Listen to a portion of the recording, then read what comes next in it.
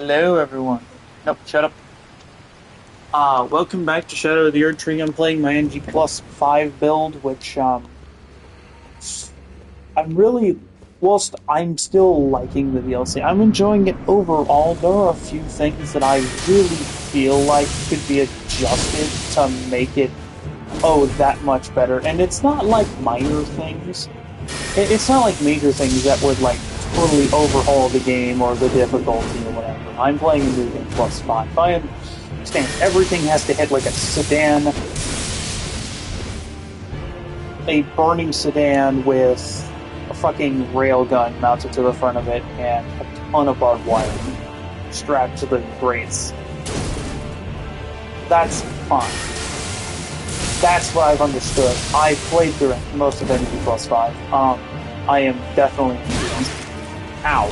It's just that I'm starting to see a few things like, look at this NPC and how aggressive he's playing compared to what was used to be in the game. And I get it, it's to make it harder, but at the same time, it feels like with this fight, they tried to recreate an experience from Bloodborne.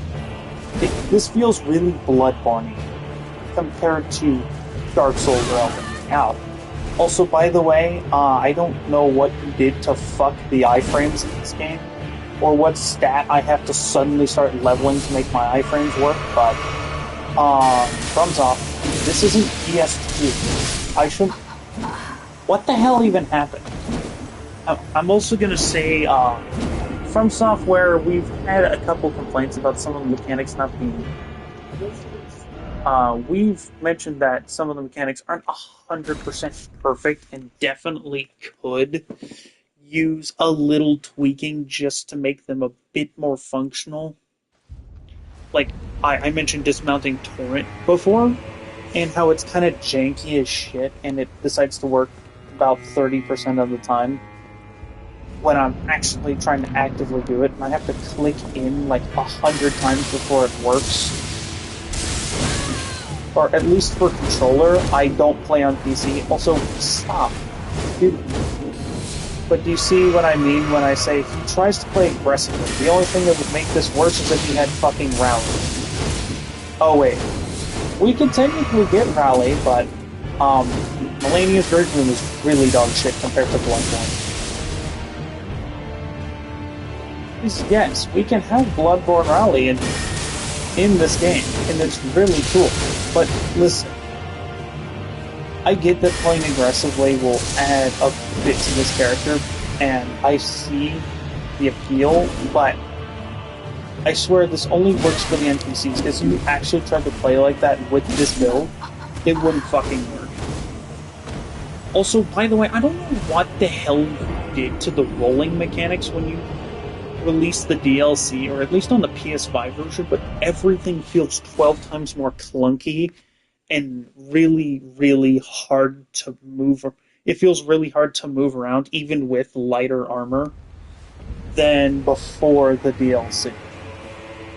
So, I don't know if you screwed something up, if it's intentional, but, the game went from pretty kind of clunky when the DLC released. That's just an observation I've made. Finally, fucking Fireball hit him. By the way, I'm using Frozen Lightning Spear because it fucking works. Also, by the way, can spellcasters please, for the love of God, have, depending on your poise, depending on how high your poise is, have a stronger resistance to getting flinched out of our spells, please? Because if that's already a mechanic, it's not working. Also, why the hell can't I Madness this guy? And I think they finally nerfed the weapon I'm trying to use, which is the, or I'm just not spec for it 100% yet, which would also make sense. I'm still working on the build, but essentially, you know that lightning build that came out like a day or two ago that, like, the final boss into absolute oblivion? Can't tell if they passively nerfed it outside of an update, or released like day 2 of the DLC, like 3 or something like that. I think day 3 is when everyone started getting to the final boss. Also, where... Oh, final. It's super awkward, because I tried to Okay, what the fuck? Also, like, dude, can you get off my tail for a second? Like, do you see the rolling? It used to be 12 times more responsive. Now it feels like I'm just... I don't know if you can hear me smacking my chair to show how slow it is, but it's like, thud, wait 100 seconds. Thud, wait 100 seconds. Thud, wait 100 seconds. And I don't know if that's just my low stamina, but at the same time, this boss really starts to show through that From Software was... It feels like they were trying to put a Bloodborne enemy in a more Dark Souls-esque game, and it didn't work. Because whilst he's cool, I love the aesthetic, and the design of the boss is super cool and jazzy and unique, and I fucking love this boss for what it's worth, but oh my god. Does it feel like I'm trying to fight the hunter in Old Yarnum on that rooftop? Yes. Also the weird hitbox of I suddenly get iframes if I step like one step forward is a really awkward mechanic that I don't know. Well, then again, this spell is notorious for missing fucking everything. But also, I don't get why some random ass Tarnish does a fuckatillion damage like he's a main story boss. Like, it would make sense if he actually had some significance and importance outside of just mild lore bits here and there. But when it actually comes to playing in this sort of regard, then it's super awkward. Also, by the way, going back to the idea of Bloodborne, like, I would love to see that game remastered, and it seems like there's a special edition coming out in October or something like that. I've seen screenshots of it. It's supposed to be some special edition, and I wonder if it'll be like the collector's edition for all the other games, because I know they did that with Elden Ring. They've done that with Dark Souls. I know because I'm looking dead at the Prepare to Die edition, because I have physical copies of Prepare to Die edition, which comes with all the DLC and the full game, all 3 DS games, plus... Also, I think someone getting cracked over the head with a giant spear of lightning should do a little more than just hit him. He shouldn't just magically hyper armor through a giant bolt of lightning the length of my arm, just driving through him. But other than those mild negatives that I've mentioned, like, the movement feels a little slower and choppier. The DLC definitely brings out the worst bit of lag I've had playing this game. And the like what some enemies feeling like they should have been in Bloodborne, not Elden Ring. And because that whole lightning attack just whiffs everything that isn't the size of a Ford F-150 or bigger, and you have to get caught on that front end. Nice. I thought that said 2023, and I was gonna go, oh cool, funny damage numbers, but yeah, I'm guzzling down these flasks because I try to dodge, and I know I'm mistiming a few things, and I'm not perfect, actually. I have a feeling it has something to do with how fucked my vision is, but we're not getting into that. That will come at a later date, maybe a million subscribers special, where I go through and, like, he gets a little flinched, which makes sense. Also, why does the armor's effects that he's wearing, you know, how you're supposed to take extra damage for wearing the armor, but it buffs yours, which, actually, you know what, that makes kind of sense. Why he's taking X amount of damage that he is from, or he's dealing that amount of damage to me, but does he just have some mystical, magical ability to ignore the fact that that armor doubles, like increases the amount of damage taken? Because if so, then that's what the hell is the point of adding that negative if it doesn't even affect the NPC it comes from? I think that's just something that, which is a missed bit of attention to detail, which, if it isn't in the game, then, oh no, I guess it's okay. Sorry, confirming my doubts about the spell. It definitely, oh, I see. Sorry, I'm usually so focused on combat that I can't tell that it has a kind of pattern, and if he's not standing within it, it doesn't work. Well, it does, like, it's increasing his damage. Then again, he's just a DLC boss enemy, or mini-boss enemy, so fuckatillion damage is just the standard. Also, no status. Last time I checked, that armor didn't say ignores status, unless he got something else. Oh, and that katana is really dog shit.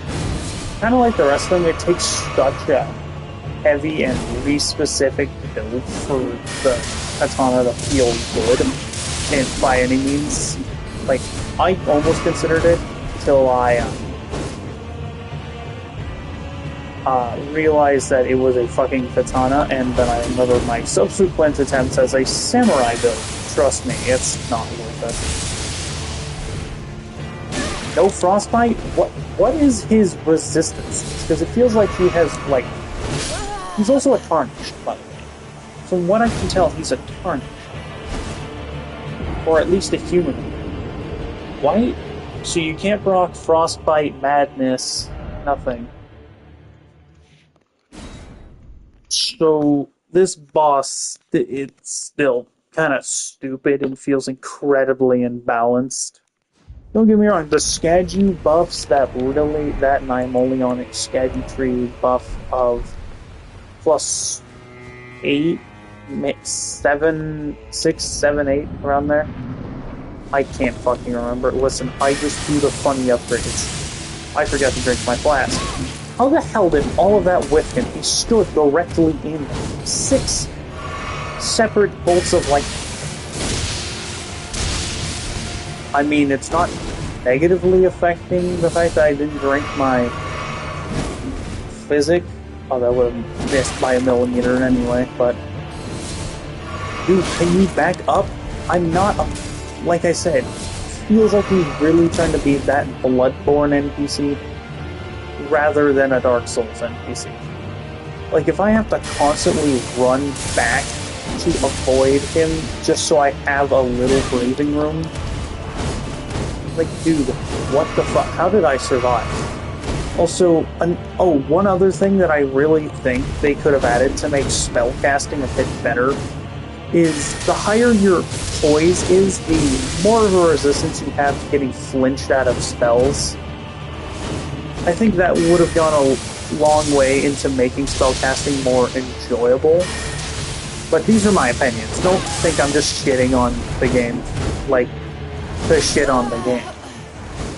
No, I've just said things I think could have really fixed or changed the DLC in ways that, or just the base game in general, that could have made it more enjoyable and more fluent, because, like, I'm wearing armor that has insane fucking poise. Like, I'm at 72 poise, and that's fucking worthless, by the way. Oh, look, it's Godfrey. I didn't even realize. We're gonna go back to Godfrey icon, because maybe then it'll do something. But that's another thing that I really am confused about, and it's been that way since the start of the game, but I think that would make more sense. Like, why am I taking just a normal amount of damage? Or why am I getting flinched out of my spells while I'm wearing 12 armor that literally belongs to the strongest fucking demigod in the entire world of Elden Ring? Like, and I can't even cast a single fucking spell without, and I can't cast a spell in a group of enemies, especially if they have like a claymore or a great weapon. Also, how the fuck did he hit that? I don't know what stat increases your iframes, but someone, for the love of God, tell me. Is it endurance? Do I just not have high enough endurance? I'm not respecting again. I don't have enough level tiers.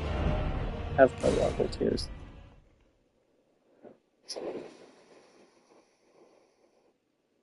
But no, that's a genuinely confusing part. I want to look at it. Like, what is your scaling? Literally requires 40 faith. Oh, that's the 3 strength, 16 dex, and 14 faith, and it has C scaling in both. Using standard affinity. I don't understand why. Like, I get that it's a standard affinity, but something odd I find about that being standard affinity is look at the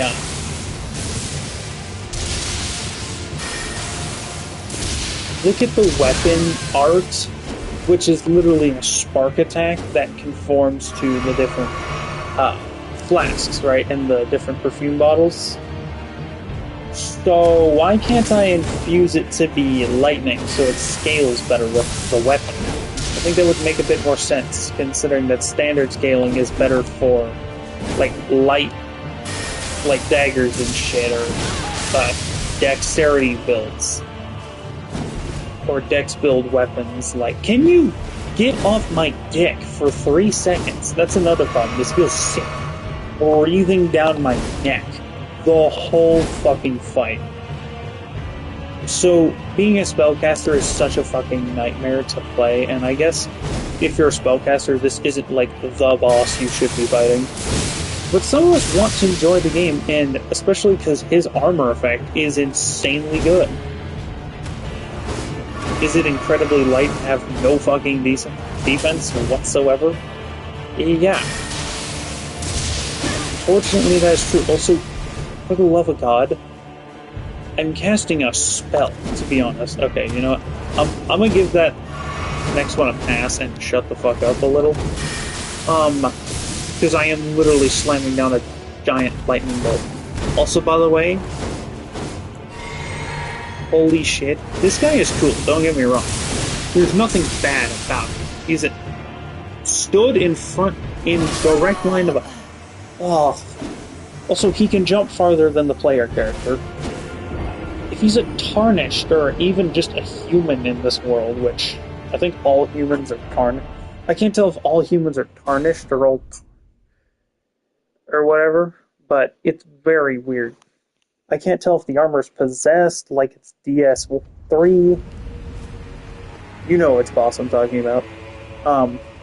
For those of you who actually played Dark Souls 3, I've seen Jacksepticeye play 100% through it. Yes, I watched the 6 fucking hour video. I'm sure it took even longer to play through that. Also, dude, holy shit. If he's wielding a great weapon... Another thing I find interesting is, like, none of these people who wield great weapons are Titan-like beings, let alone strong enough to slug these big-ass weapons around like they do. Like, not all of these NPCs can, like, pull off... All these NPCs are pulling off, like, Godfrey level shit. The player character can't even do. Without being in, like, Int plus 10, which, by the way, is 3 above 7. Which, if you don't know, New Game plus 7 is the maximum you can have. But he's over here slugging this great weapon. It's like, if I were to take, oh, fuck it, the Zweihander in the game, and slug it like that, and try and slug it like that, it would never work. I wouldn't be able to fling a Zweihander like that. By the way, the Zweihander is one of the coolest weapons in the game, and I'm half tempted to run a build with it.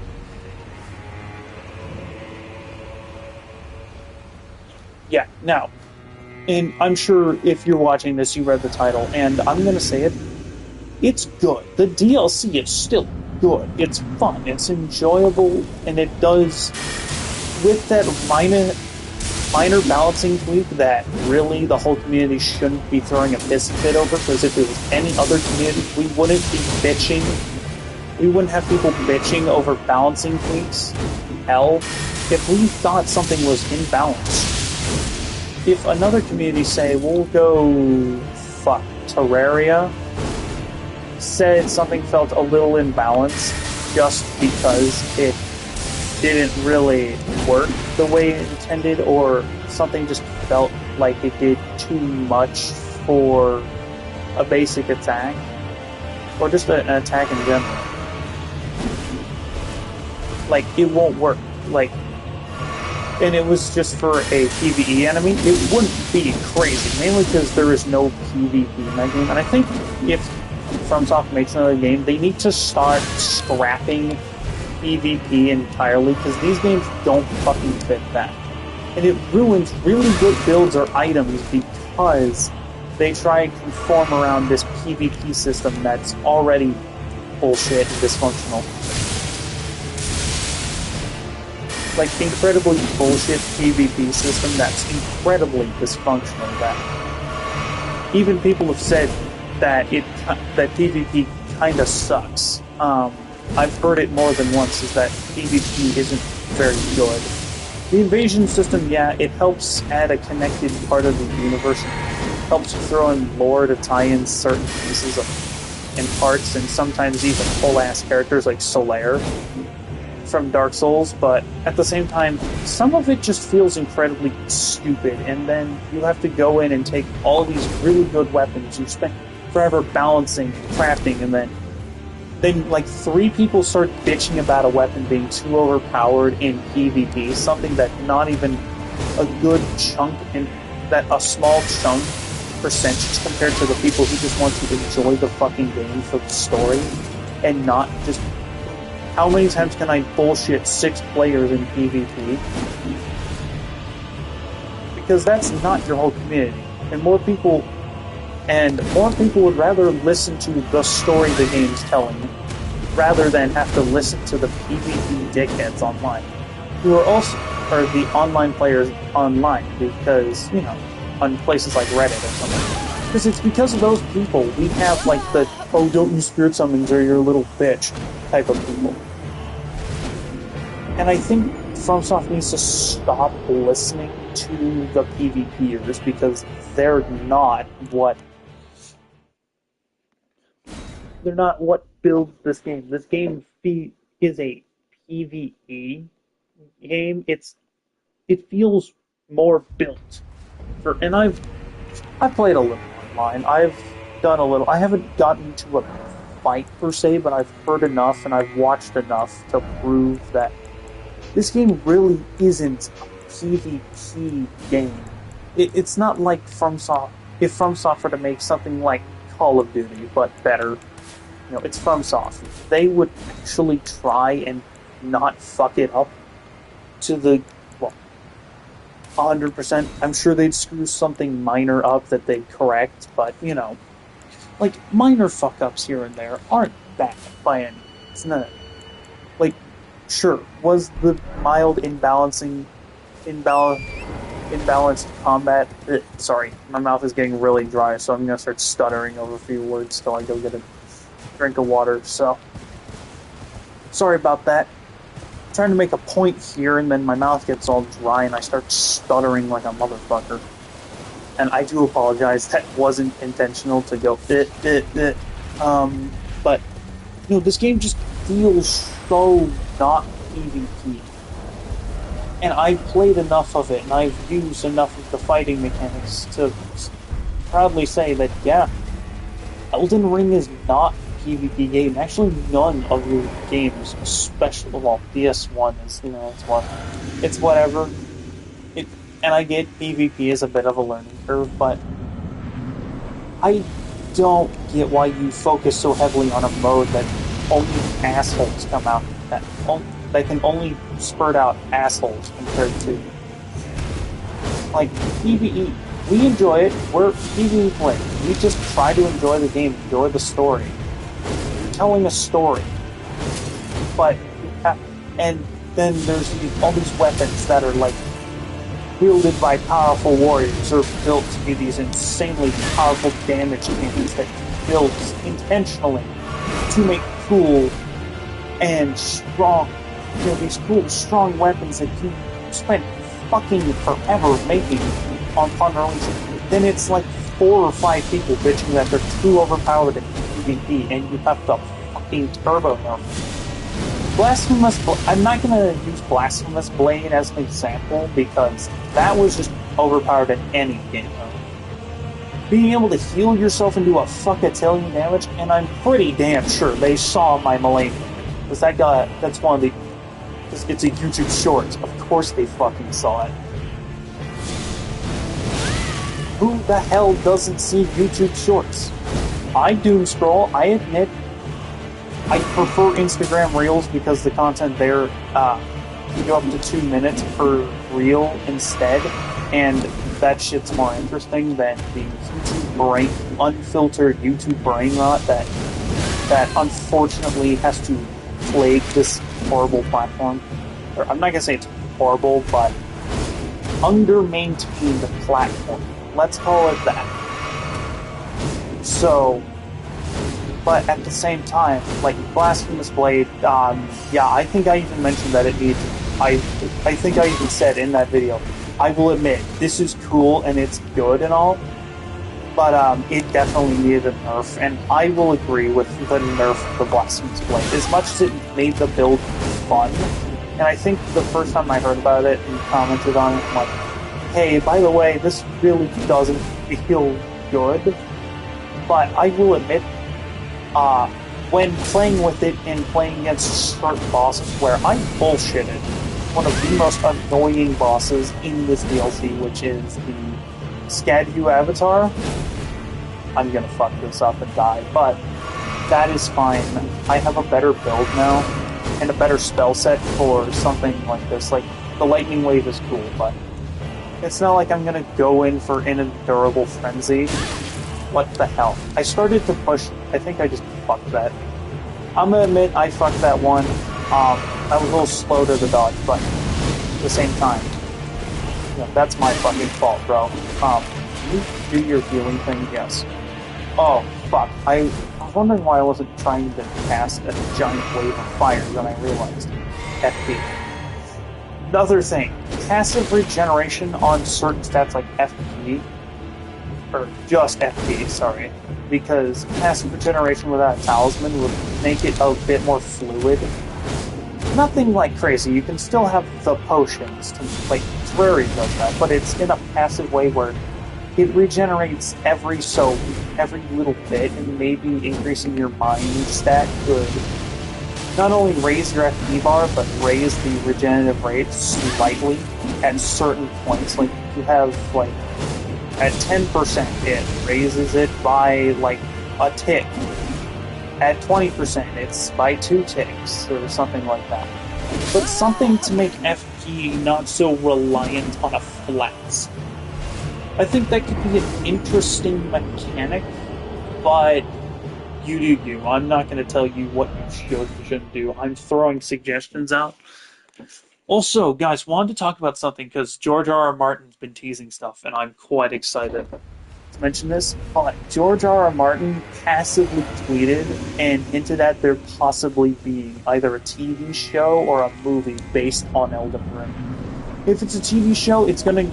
I'm hoping a lot of people, kind of like a lot of people who are discovering this knowledge, especially over on Instagram, are like, I hope it's about the Shatter, which I really do. That is such an undercover bit. Like, we have enough to tell the baseline on where the fuck we are in the story, and they tell a decent portion of what happened in the Shattering to lead these demigods to where they are.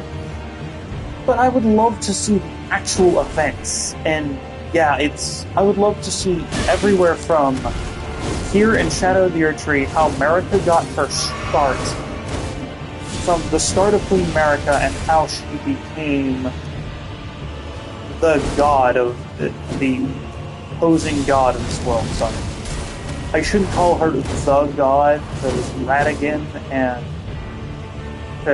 and Elden Beast are... Because the Elden Beast is the god of this world. America's just the face because, a literal cosmic horror to is the Elden Beast to these people would be a cosmic horror like the great ones in Bloodborne. So the people of the lands between would lose their fucking shit if they just saw some giant glowing creature that was, I wouldn't call it eldritch, but cosmic would definitely fit. No, if you want to go eldritch horror, I'm thinking either the Lord of Frenzied Flame, which I'm going to try and find, hopefully later in this stream, or the Estelle bosses, either Estelle of Darkness or Natural Born of the Void. There are two. They're in vastly different areas, and one is actually important to a quest line I've stopped giving a shit about. Because the only reason why I ever did Ronnie's quest line in the modern times is hello?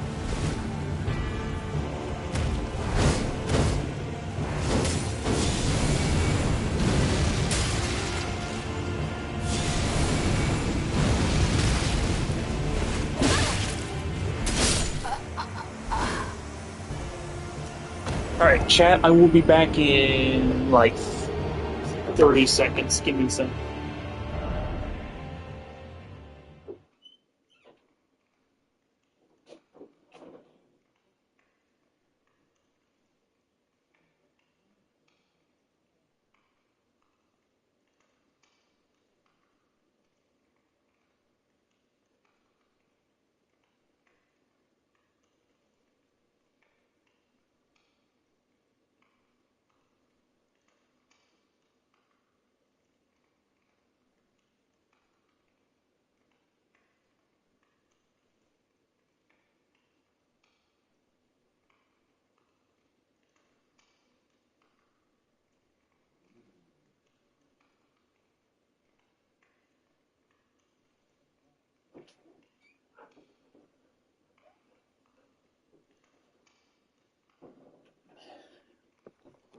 Alright, I'm back. Just letting my dog in. Anyway. So chat, I want to ask a community opinion. What are your thoughts on my little ideas? I'm sure y'all have at least something.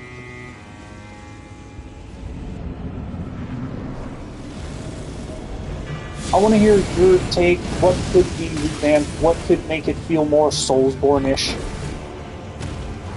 Because I understand Soulsborne and things like Armored Core are supposed to be difficult, and I understand that. When I get tired of dying, I do lose my shit a little, and then I, cuss out the creators and shit, and say it's imbalanced, but to a degree. But for the main part, it definitely feels fine. The DLC is still very enjoyable when you can just casually play it. But when it constantly feels like I'm just repeating the same shit with the boss doing tens of thousands of damage just because they're supposed to be post-game, it does feel kind of tedious and annoying. The fact that we synchronized the exact direction we were going to go in at the same time was super fucking cool, though. You gotta admit that. That was really neat. So, I love that really feels like the only one of the only dodges for a spell that doesn't feel like it's either really preemptive. So, I say I'm casting Black Flame Fireball, or what is it called? Because hey bro, back up. But no, I really think this boss should be toned back a little on how... Yeah, it's just called Black Flame. Okay. Well, I have to distinguish because there are 10,000 fucking Black Flame spells. Also, don't you think a spell called Black Flame should just be like Catch Flame, but with Black Flame? I guess that's kind of what this is it's kind of a version of Catch Flame, except with the cooler version of fire in this game. Because it does damage upon health percent. I forgot he had an Estus. I'm just gonna... Whatever, I started calling them Estus because I've been playing a bit of Dark Souls. Really should just commit to that game, but Elden Ring just released its DLC, and it's very addicting compared to Dark Souls, where I just have to constantly power through the clunky-ass early 2000s mechanics of the fucking game. Also, what the shit, dude? I clicked it. I hate that when I click it, and then and it does the little, like, twist in your hand, sorry, I'm at FP sort of thing, which I think is a really unique attention to detail, saying like, oh, because some people can't always watch their health bar, their bars, so to give it a mechanic that really good, okay. So to give a visual mechanic where you can still focus on the fight, but show that you're out of FP, really does fit this, but I hate how stun locking it is, because it feels like it just stuns the player out of any fucking action for such a long time that if I were in an immediate combat, I've been in an immediate combat position, with this build particularly. Not with the seal that I'm using. No, with a staff, because this was a int build. Yes, I ran an int build. I ran int dex, which was really cool because then I got to wield Ronnie's Darkling Rich. Was that a headshot? Wait, I know that's a thing in this game, so you can get headshots and it does a bit of extra damage. Oh, you little fuck. Listen. Also, him jumping your attacks is super fucking. Saying that if I jump to avoid an attack, and there's a dude with a giant fucking sword swinging at me, it'll still shatter my shins like no tomorrow. But I'm not gonna nitpick that little thing. Alright, finally. I strongly dislike that enemy, but yes, I know this is about to increase all of my damage taken, which does not help in New Game Plus. But, here, real quick, I want to go into the game settings real quick. Don't worry, I'm not going to show you, like, my online ID or anything. Mainly because I have it turned on. Manual attack aiming. The fuck is manual attack aiming? Allows manual control of aiming large weapons when locked on.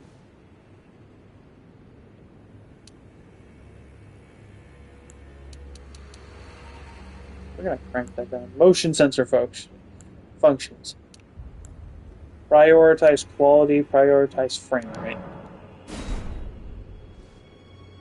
Okay, real quick, I gotta go back and, I was wondering why... Okay, there. Thank you. Okay, that will help... Sorry, I'm just trying to enable the settings by closing the tab out. And okay, so, not a noticeable dip in quality, but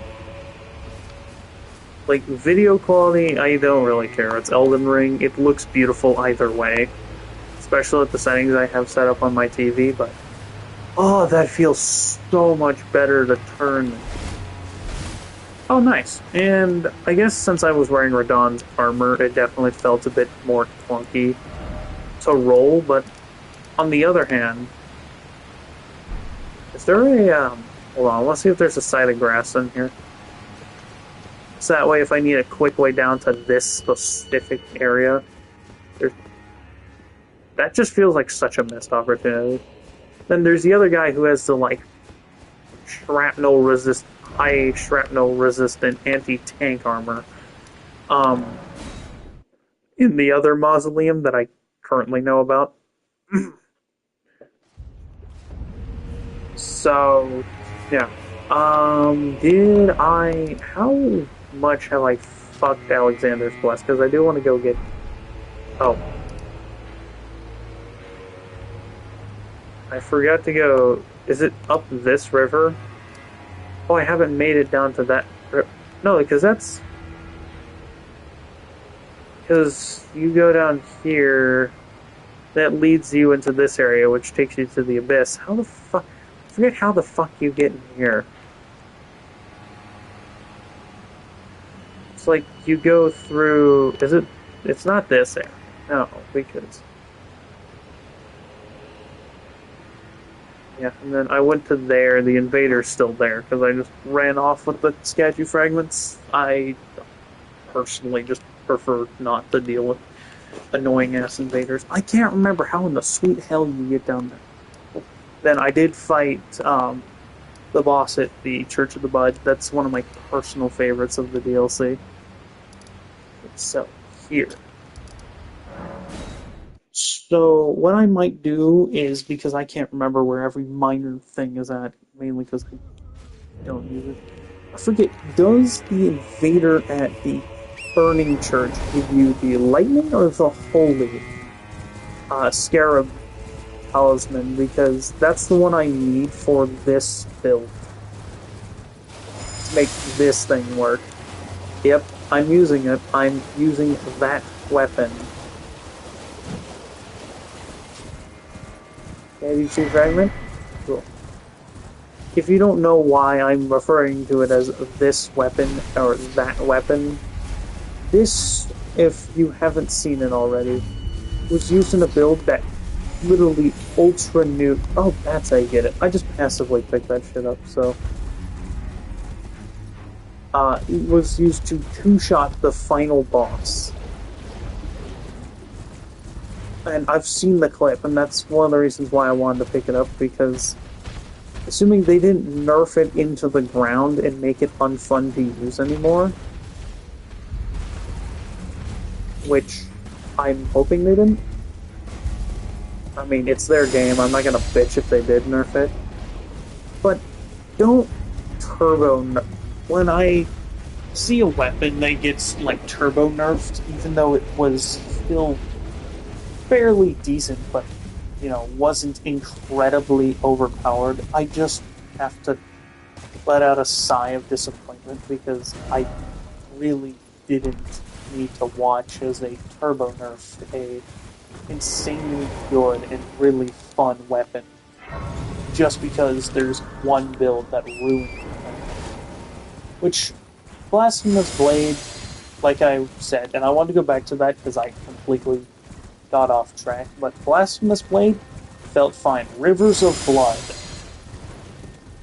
And that's another weapon they turbo nerfed because of PvP. But Rivers wasn't that horrible. Like, was it a little strong? Yes. Was it strong? But yes. When you're fighting enemies that are highly susceptible to bleeding with a bleed weapon, especially like Carnage, if they refuse to nerf something like Madness, that can turbo nuke at Carnage. Also, I love how this build works. It does shred, it uses a few things to make it work. Shard of Alexander would definitely be a good addition to this build.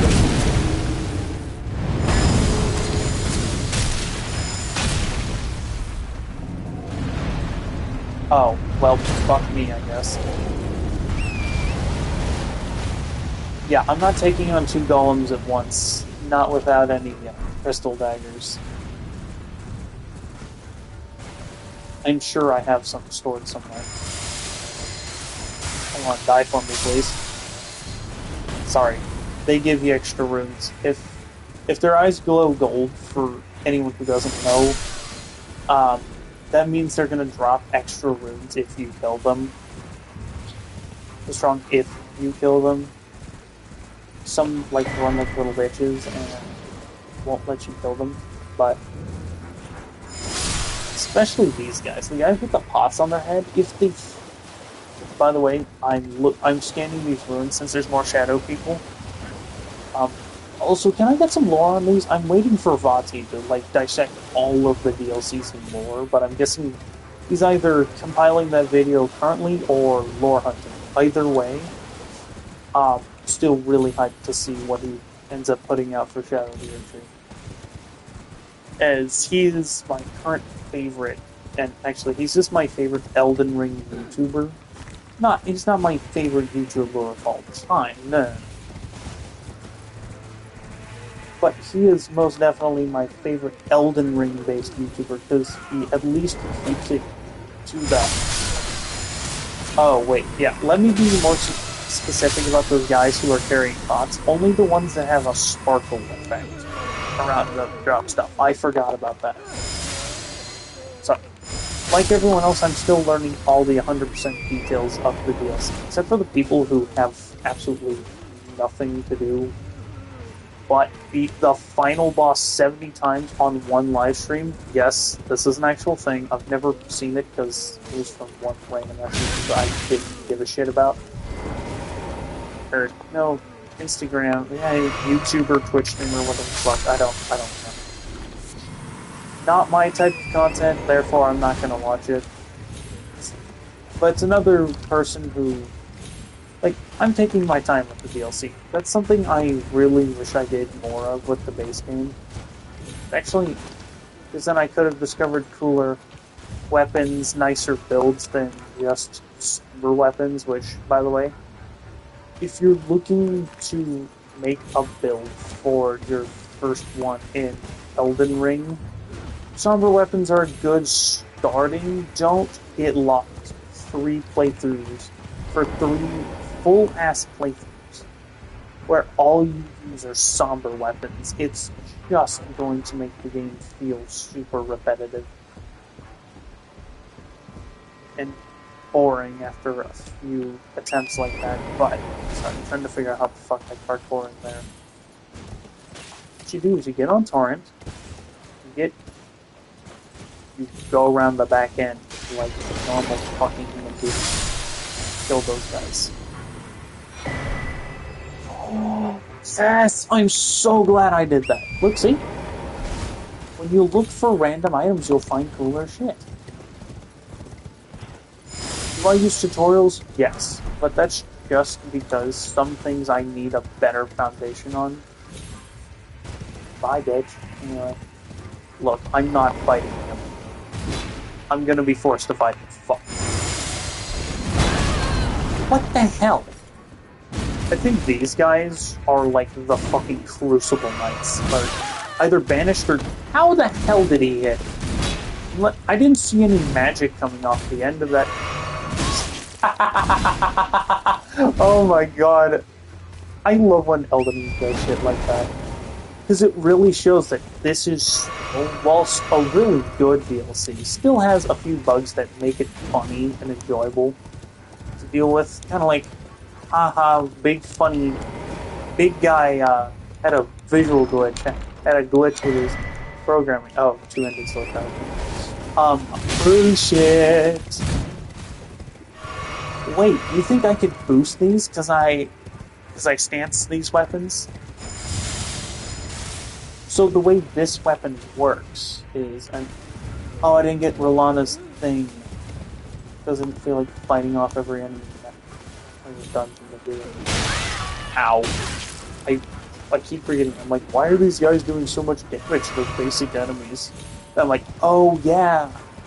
I guess they finally tweaked the armor to make it feel like it's actually working, because that's something I mentioned when I was playing through the first time with my other build, which, by the way, no, I can't just go back to it without installing the other version that I own of Elden Ring, which is the PS4 version.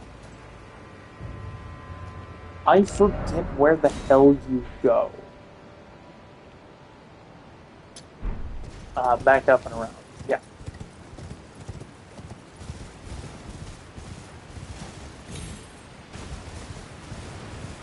Usually there's the wall climb bit down by the waterfalls. Yes, see? So, pro tip, if you're new to the DLC, if you're not, that's fine. You don't have to listen to this, but for anyone who randomly discovers this, if you do, welcome.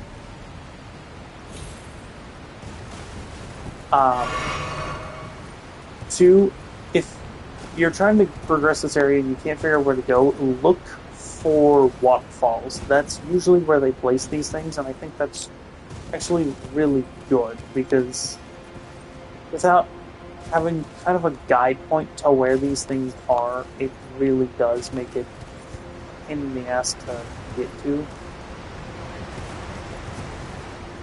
Kind of like the Abyss area. Because unless you know this random, like, Konami code ass backwards way of getting through the game, then or looking up a guide, which, by the way, don't feel ashamed to look up a guide. If you don't know where you're going and you're lost, and you've looked around and you're totally lost, look up a guide.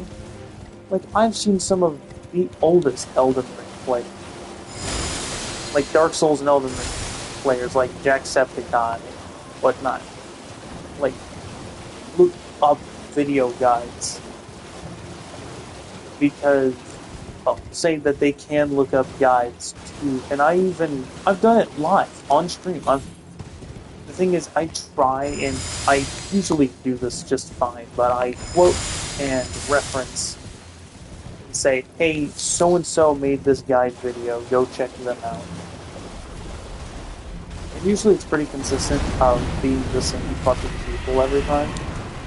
Well, that was just a player trap. And then just enjoy the game. It's another thing that you'll see on the online side of like places like Reddit or Discords or Twitter pages that are based around this game. You'll see people say, oh, don't do this or you're not a real player, and or something like that. And to that I have to say, do whatever the fuck you enjoy this game. Wasn't I just fucking down here? I was just down here. I literally ran through here to get the fucking weapon I'm holding. God damn it. I hate those birds, by the way. So, well, I strongly dislike them. I don't 100% hate them. Do I dislike them to a high degree? Yes.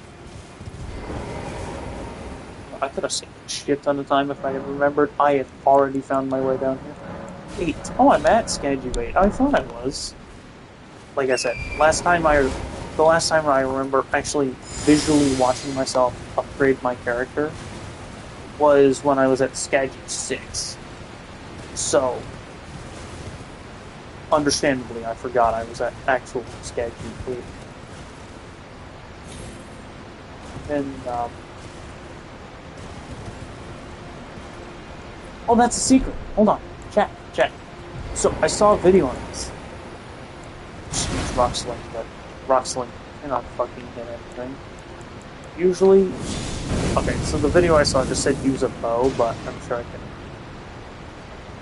Those are really helpful. And I think the first one that you can break down in the starting area gives you, like, a Skaggy thing. This might too, but... Mushroom Seller's Bell Bearing. Oh look, a bell bearing that might actually get deleted from my... or from the shop of the, what is it? The Twin Maiden Husks. I don't know if that one will stay, like the smithing stones. I don't understand why the other ones don't. Usually the ones that go to the main inventory don't go away. Trying to avoid it. And apparently these guys aren't called Wickermen, they're called Furnace Golems, which... My bad. That's just what they called them when the DLC was still, like, not fully out. They called them Wickermen. That's what all the DLC reviewers who got to play the 3-hour extra bit. Some YouTubers got to play the DLC 30-minute for 3 hours, and so they got early access to that. They kept calling them Wickermen, but they are actually called the Furnace Golems, which really cool, by the way. Some of my personal favorite enemies, design-wise. I don't care enough to fight every minor NPC and creature in the fucking game, just to... by using Sword of Mikola or... Just strong. Sword of Mikola or Halo Sight. Halo Sight. Or Sights. Goddamn is upgrading the Halo Sight a bitch. Because I went out and I got all the runes and I bought all the runes to make the armor. Not make the armor. To upgrade this weapon. You can't upgrade armor in this game. You cannot upgrade your armor in this game. I actually learned that you can do that in Dark Souls 1, which I thought was really cool. Also, these gravestones, the smaller ones, are a DS3 asset. Or the smaller ones with the holes in them. Cemetery Shade. Sure, that's a boss. Are from Dark Souls 3. They are from... Is it New Orlando? Or is it from the DLC? I think it's from the DLC. Anyway, you can find them spread out all across the land between... from the Altus Plateau to a whole bunch of different areas. You can find them everywhere. Which is FromSoft just reusing older assets. I'm not going to complain about that, because that's actually kind of cool. And it almost feels like they added a reference to the game, even though I'm sure they just needed something that and then they said, you know what, we already have this built, let's just fix it up a little. These right here, these are DS3 assets. Or I guess all of them are. I just didn't realize there wasn't a hole on the back of all. Also, if you come up, is it this one? Or, I know one of these has a ancient dragon smithing stone on it. Okay. I expect to take fall damage, and from that, so I was prepared. I just expected to fucking die from that, so... Then I forget that the more you upgrade your character, the more, like, resistances you have. Purple item, I wonder if that's loot bait for another fucking dragon fight. Jesus Christ, FromSoft, you love your dragons. And I'm not complaining, you finally perfected the dragons, and it only took you till Elden Ring to get them to work out again. Yeah, I've been caught by one of those things where I got stuck in between the... why are you using frost on an enemy that is spewing frostbite damage? Get him, Mimic Tier. Teach him... Tell him what's what. Hey, Jesus fucking Christ, bro. We did it. Oh, I didn't realize he was going for a second round. Then I can't get... I'm glad they finally figured out a way to make sure dragons can't be exploited by just running underneath them. Because these undead ones here will actually shoot out... Oh, here it is. I don't even have to say anything about the attack. It'll just fucking do it for me. Oof. Oh, I thought it was like a big explosion. I didn't realize it wasn't big explosive shit. No, there's just undead dudes here. I guess that makes sense. It is a great... Oh, fuck? Oh, that's right. Increased damage. Okay. I was gonna say, wait. I guess that... it could be a one-tap move. I'm not sure, chat. Listen, I'm not 100% sure on what any of this shit does. In New Game Plus 5. I've played it in 2... I've played it in NG plus 2 and and New Game. I have never played the DLC in NG plus 5 up until recently when I installed the PS5 version because I wanted to use my older... You know what? Since I was a dumbass, I'm gonna warp over here. I didn't realize I wasn't going to respawn at the nearest site of grace, which would make more sense. Said I'm at the last rested site of grace. Or visited site of grace? The fuck, I don't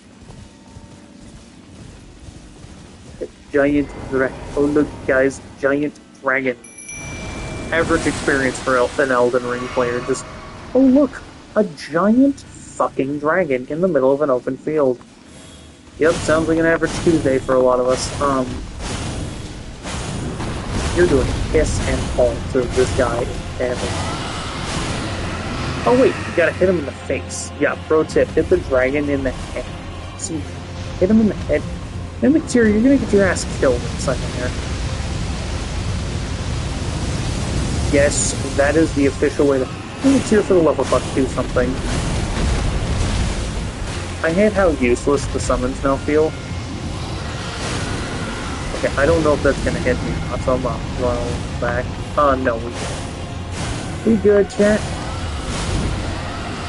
I was hoping I wouldn't have to run out of range. Oh, he does something. I thought it's just because we're in a graveyard that these guys can... Love of God. Okay, holy shit, dude. Mimic Tier, take some fucking aggro off of me. Jeez, dude. I like how there's still flesh on the bones of the fucking dragon. Lord knows how long you've been dead for, but Mimic Tier, fuck's sake, dude. And this is why bosses that have little enemies are the worst at Elden Ring. Because if they have little extras, then it makes such a pain in the fucking ass. I'm just so glad they can kill. I'm so glad the dragon can kill all the skeletons he just spent some of his magic to summon. Listen, Dumb and fucking Dumber over here, you know, get us all killed. Yeah, so just sprint. If you're looking for particular ways to dodge that, sprint can, depending on what the attack is, if he's just shooting straight... Oh my god, what the hell? Mimic Tier! Do something to the giant fucking dragon! I hate how you have to kind of force the spirit summon to try and do something now.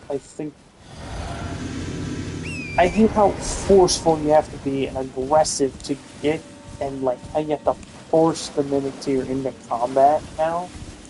Or just any spirit summon. And I've noticed that throughout the DLC, which, like, I get summons where, like, you take all this aggro. A ton of players were like, here, take all this fucking aggro. If I use summons to just have them tank and take all the aggro, well, because that Shibari's Woe method really did work at one point. Get his ass, man, too. Get his ass. Well, like, get the fuck out of him, dude. Holy man. Listen, it's a giant dragon. I'm too close. I am way too close. If I can hit him, then I'm too close. Well, then again, sure, I can hit him from that distance. I'm not gonna fuck around to find out, but... What? Are you using Grail's Boar? Also, so cool that you can, now for, like, colossal enemies like dragons and whatnot, you can actually feel the rumble of them taking steps on the fucking ground. In certain circumstances. It's not 100% working sometimes, but for those of us who play with bows, which is a decent portion of the community. Okay, well, I get meat-ridden by a giant fucking dragon. I'm just gonna try and find my way out of the corner I dug myself into. Or more accurately, ran myself into. Fuck, where is the Mimic Tier? There he is. Hey, dumbass, there's a giant fucking dragon. Maybe you should actually, I don't know, fight it? Listen, the little skeletons aren't helping this fight at all. There's such a waste of space. I mean, they had extra shit to dodge in just a typical dragon fight, but they genuinely don't add enough for them to even appear. I'm trying to kill off this dragon so I can explore the area. That and rings. Oh, thank fuck. I managed to kill one, and yes, I'm hoping that noise meant I genuinely killed it. Because, fun fact, holy damage against a fucking skeleton should instantly it out of oblivion. How the hell did you not die from that? Damage and consistency in this game. What is this, a Pokemon game? Every bit of damage is random? Fuck off, mate. Oh, it's considered a great enemy. Okay. Those dudes should dissipate. Oh, that's a Somber Ancient. Okay, that's good. I'm just gonna call it Somber Ancient. I'm not reading out that whole ass fucking name. It's a Somber Ancient Dragon Smithing Stick. There you go. That's a ton. I guess we gotta work on cleaning up over here. Hold on.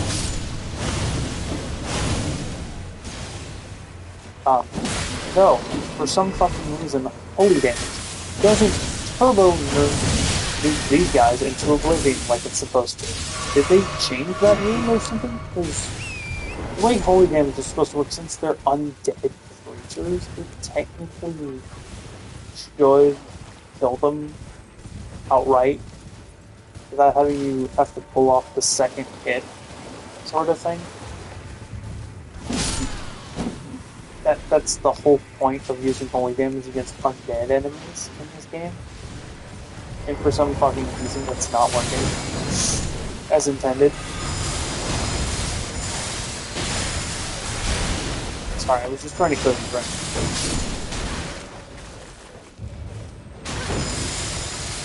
Yeah, they made the spirit something more powerful now. It's very weird. Love how he can copy one weapon, yet he can copy my entire spell list. Alright, let's go save dumbass real quick. May your souls rest in peace. Jesus Christ. Yeah. Super cool. Killed the giant fucking dragon. Average Tuesday in the land between.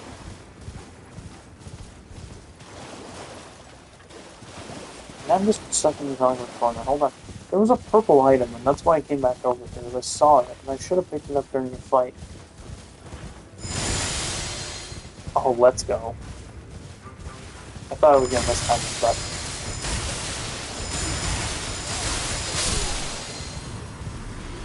Sorry, I'm brute farming real quick. Wait, did that dragon only give me 100,000? What kind of pathetic ass shit is that? Dude. If you're gonna throw out an enemy like that. Oh wait, you guys are in water. I was wondering why I was doing that. Oh, dude. Stupid stuff. Fuck off. And you're the tanky ones. Listen.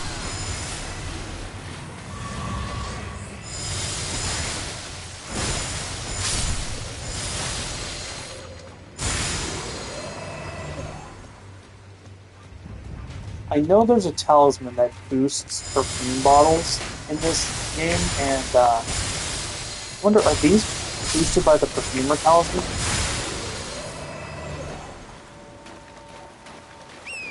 Because if it is boosted by perfumer talisman, I guess. Huh, it's kind of funny, you went the wrong way. Don't know how I managed to do that. Anyway, we're gonna go over here. And, yeah, thank you to anyone who decided to join the stream. There's this one here.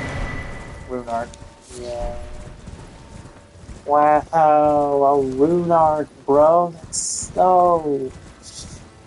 God damn it, are we still picking those stupid things up? I swear.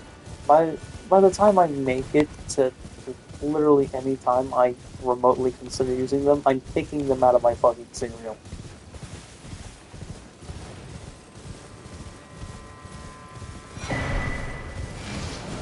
Like, I'm literally having to pick them out of my cereal. I have so many of them. They are a great source of runes, by the way. If you're not going to use them, sell them. Trust me. Because there will come a time where you actually need to upgrade a weapon, and oh fuck, I don't have any upgrade. I don't have enough to upgrade this weapon. I may have the materials, but I don't have the resources. Oh shit. Well, look no further, because that entire stash of rune arts you're never going to use will totally come in handy. That is a purple level standard level. Oh, four level purple. I know one or two of these has ancient dragon mythic stones on them, so guess we'll just have to explore and can't do all the work. Mainly because I'm not a tutorial channel. I mean, I will guide you along with the tutorial I'm following so that we get cool weapons and shit. or if you want to follow my starting route, I did show it off in more than one video, even if the build I was running then did get scrapped. I have a tendency to scrap builds that just don't feel very fluid for a long enough period of time. It's like I've ran one strength build as of recent. It wasn't very good, I will admit. I ended up, instead of using the weapon I had fully spec'd out for the build, because it just ended up being incredibly lackluster, I ended up using the giant crusher. The sights of grace make noise. Oh, well, no shit, they make noise. I knew at least that much. Oh, the way the blues and the yellow of the side of grace mesh is super cool. I don't know why the fuck I hopped back on torrent. Why do you make me hike all the way through this area? I will never understand why FromSoft makes this. Hike all the way through here on barefoot. Is it just so you can introduce the sniper enemy that's... Where the fuck are they? Okay, so you see that kind of bridge structure there? All along that little bridge structure are these little, you know, the little concrete ball-looking dudes? Yeah, those guys. And they constantly just turbo laser. And it's because with no ranged attacks and a sword, you have to, like, crouch walk up through certain areas. You can break poise with fireballs? Chad, I just learned something today.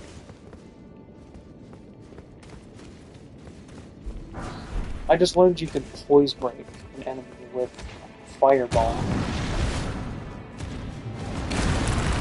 I was wondering where this was. Sorry, I wanted to fall faster, so... Like, dude, this area is so fucking long, dude. And I have to walk this shit on 2 feet. Oh yeah, if you know the giant boar helm guy, the guy who rides the giant boar, yeah, I finally beat him the other day. It was super fun. Very rewarding with all the Erdtree fragments they give you for having to put up with that shit.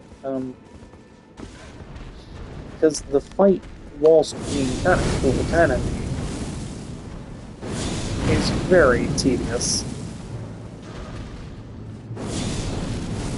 Like,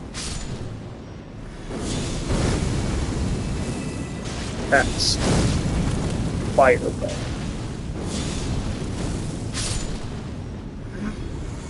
Really starting to show that inner D&D nerd, aren't you, Reaper? Saying you cast a fireball? Forgot to say it like 9th level or something. 5th level. What is fireball? Fireball is like a 5th level spell, right? For a wizard, at least. I don't know what it is for the other classes that can wield it, but... I think a giant fucking bird would be a bit less resistant to lightning. Oh, I think these guys can also... Yeah, they've got that pattern on their wings, which is very interesting. They can shoot sleep at you, yes.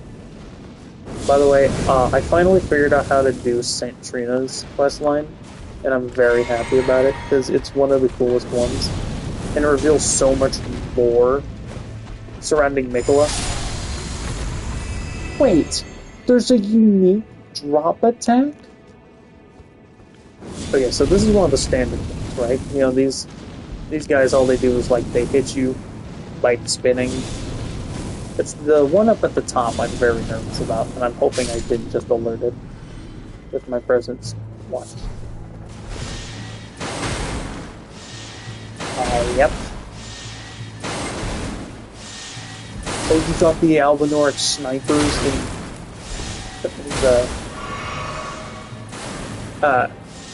Shirka River area were annoying. You have not faced these fuckers.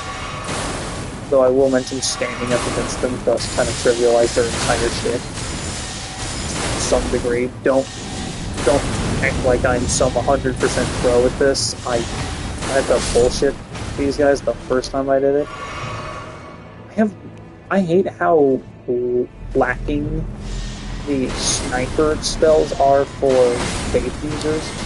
Like, there's literally like Loretta's bow and shit that you can use for faith for int builds. Oh fuck. Hold on, let me just keep rolling. Pray to God we can not get one crit click. I don't see the benefit of them doing this shit. They don't need to be here.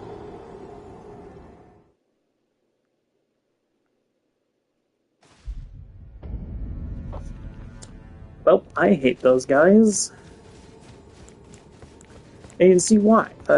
I'm not the only one who extremely dislikes those guys. Or, I guess hate can be the word we use here. I can't just be like, you know, hashtag every person like, oh yeah, I just extremely dislike it. I don't have to censor myself in that way. I can say hate if I want to. Oh, I wanted to do the really cool falling spiral attack that the game made me do. I don't even know how you fucking did that. Did I do a charge? Like, yeah, don't even. Am I wasting a ton of FP by doing this? Yes. So, whilst this ability set does have a ton of benefits, I'm also using something that has S level faith scaling.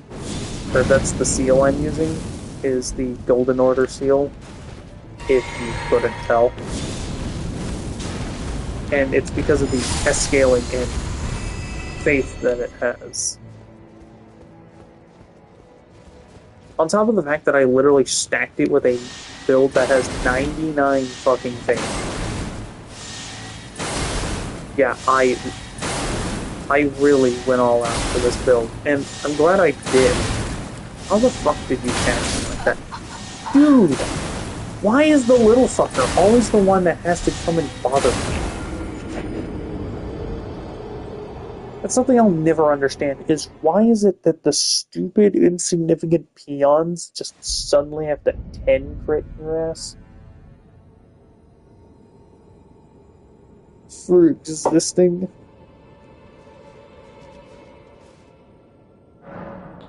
No, I don't have it. Never mind.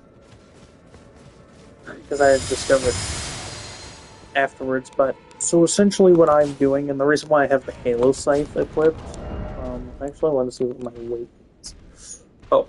How the fuck is that not a light load? Godfrey icon, yeah, perfect for this.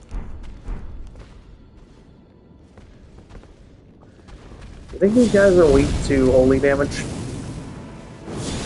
I know the boss I'm fighting is. No, seriously, the boss I'm fighting is insanely weak to holy damage. Or the one at the end of this dungeon, which... Oh. I was gonna finish him off like I usually do. With, personally, my favorite perfumer bottle. Like, the one thing I really like about it is I'm not scaling two separate stats to use it. It's like the Madness one that could have been really good scales with intelligence and faith, not just faith, which makes it such a pain in the ass to build around. Because unless you're running the dual swords on top of using it, you're going to have a really hard time building around it.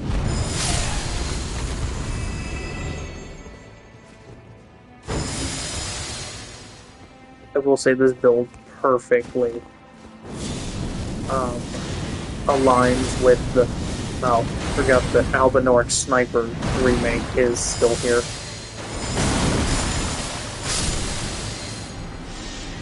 Okay, I'm not gonna bitch about the resistance that guy had because he's made of fucking stone. Makes sense, he was a little resistant to lightning damage. So I went down and around through this shit.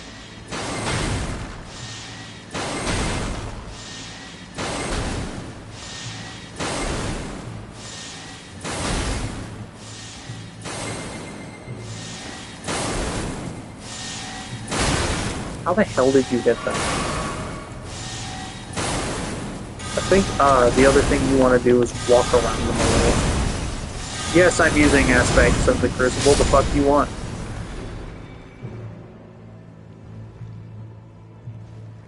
Listen, if it gets me through this shit without having to fight them, I'm happy. Or if it does some semblance of physical fucking damage without me having to whip out a sword to do it, I'm not gonna bitch.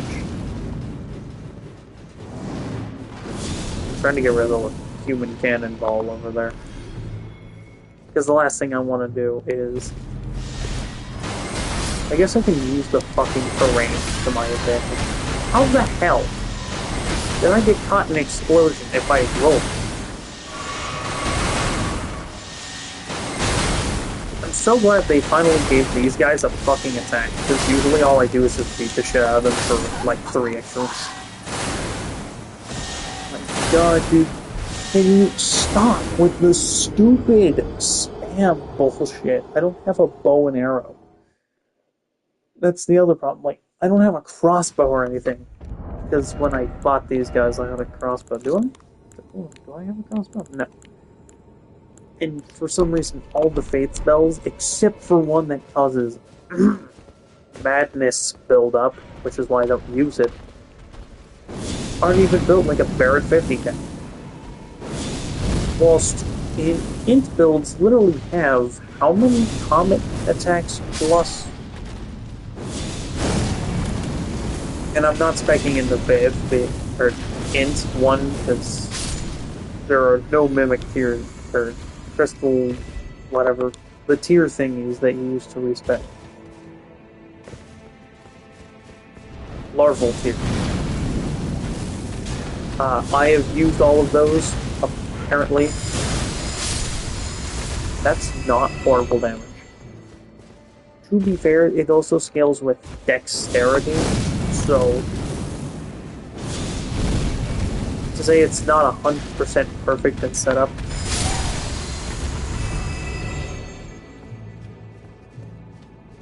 What the hell is down here? Oh, it's just another way around. Because if I had a crossbow, and I guess I could just teleport back here after buying. Unless I have swordstone keys still. Oh, I need 3 now.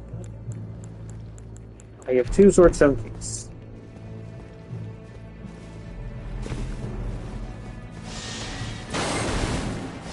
I don't even have warrior guard, I'd like to mention.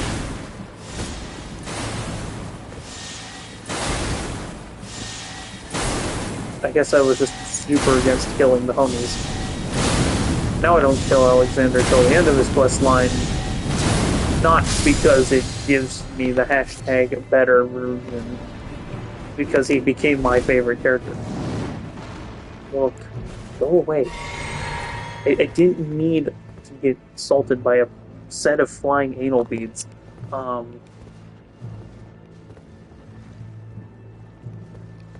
You know what? That's what we're gonna call those guys from now on, is the anal bead enemy. That is such a bullshit-ass attack. Oh, explosion. Listen, I can't tell I'm about to get hit by a massive fucking explosion. Also, how did that hit me? That is a... I mean, I guess my shoulder was poking out, but... The fuck? This is... Yeah, I'm gonna go get a crossbow or something. I'm sure I can find one for like 3 runes. Looks like... Can't I just buy a bow? Hold on.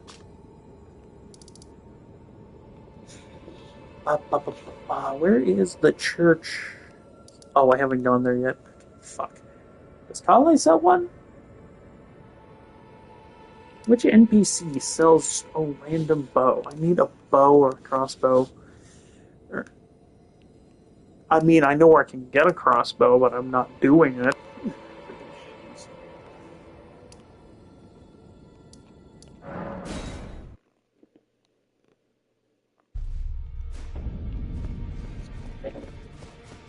Hold on.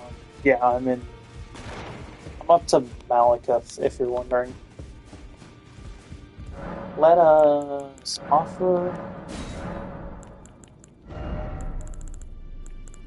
Do you? Oh wow! Hold on. Oh no, I'm broke. Hold on, let me just solve that issue.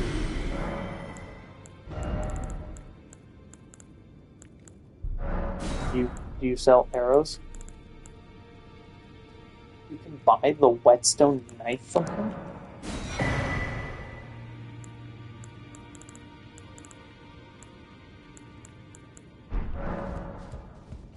I never knew that. Okay. Equipment. I guess we can put the human hand slot in the wielded. Sweet. Now, just need to equip. Oh, fuck, is the only ones we have sick Trina's. How can I craft one of these? I don't have thin beast bones.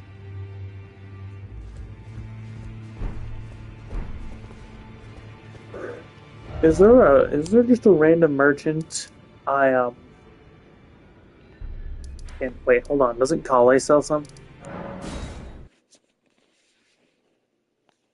Please tell me Kale sells arrows.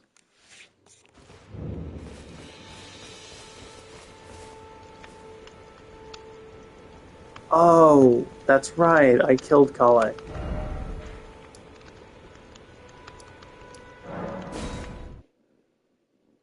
Whoops.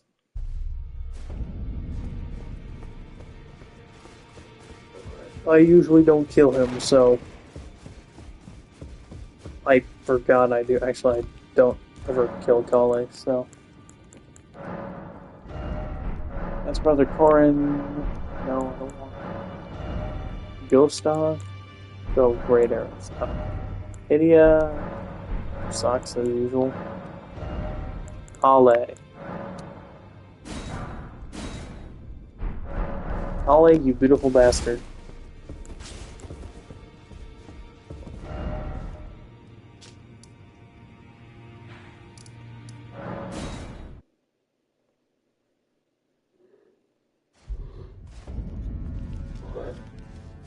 Another thing I find really interesting is that Mikola ended up being the villain of the DLC. I am the absolute fucking archery master.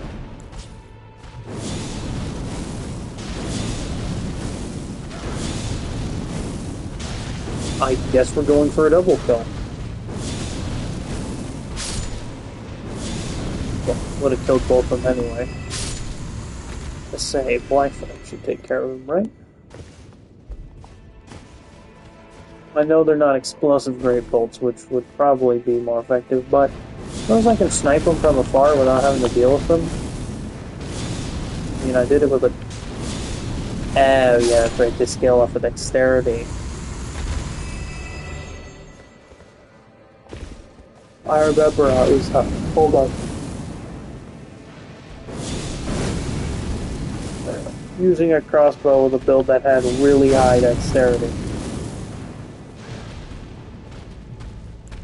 In order to make it work. I forget which weapon I was wielding, but I know it was a good one. Hold on, do you think... No.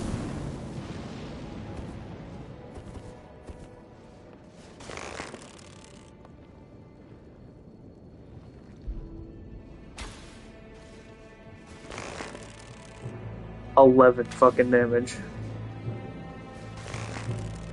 8. Trying to hit just in the eye. Come on.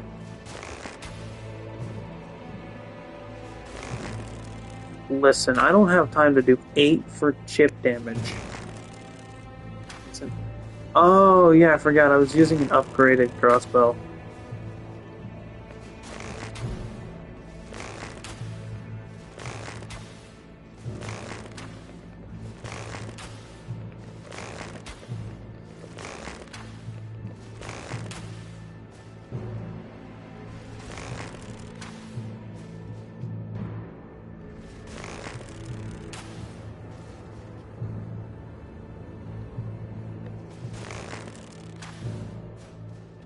I also finally figured out how to alternate between arrow types, and it's super cool. Okay, now I just feel like a fucking idiot. I wasted 1,200 runes just to try and use a useless fucking bow that can't even climb out of descaling. Man, imagine doing that for a bow that you get with the fucking samurai starter class. Piss off, mate. Alright, so here's the part that I keep getting stumped on. I don't know how to get... I usually just bolt charge for the wall, or for the other guy. Like, let's see if I can get it right. The other... Okay, fuck off! You, up there. Piss off. No one wanted you here. They can move? Okay, it's the other problem is the explosive ones. God, I usually don't have this kind of trouble with this area.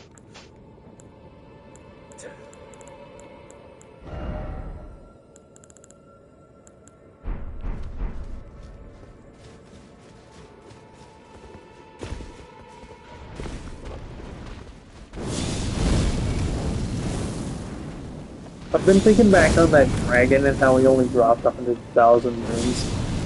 And to come to think of it, he's a random field boss. It's not like he's an insanely important, like, major enemy of the area. Also, that increased damage is insanely good for such a build, because... think about it.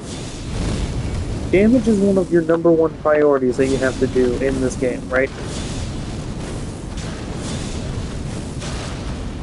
How are you gonna do any damage if you're constantly getting... And to be honest, with the detriment to this, I think it really does balance out the armor set.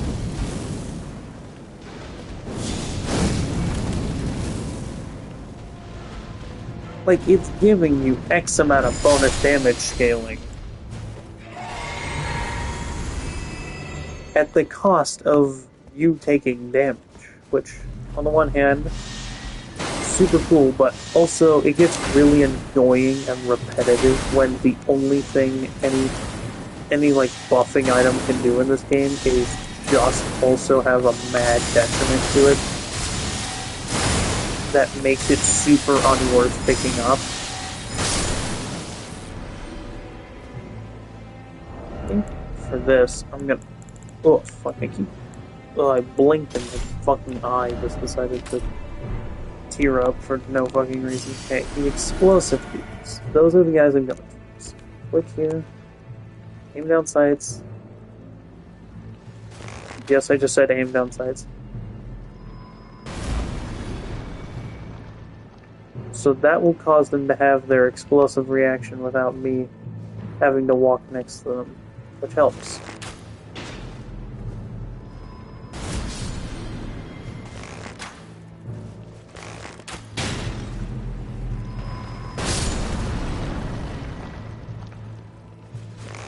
Yeah, I'm clearing out all the little landmine dudes real quick. I wish that crouching would lower their aggro rate. Oh my fucking god, look up there. No, no, no, no, no, why did you... Oh, yeah. Oops, wrong one. It's cool that... I tried the ADS before I had the weapon set.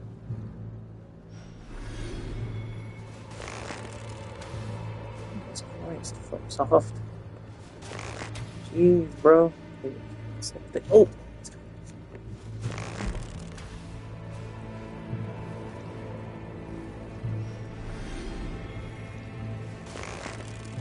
Damn, that's gonna be the new Albanoric thing in a second here. A little lower. Good, there it is. Sorry, I'm clearing the way forward.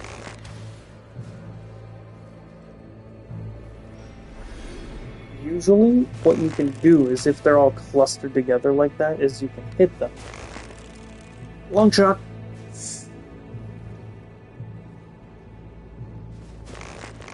little right. Little down.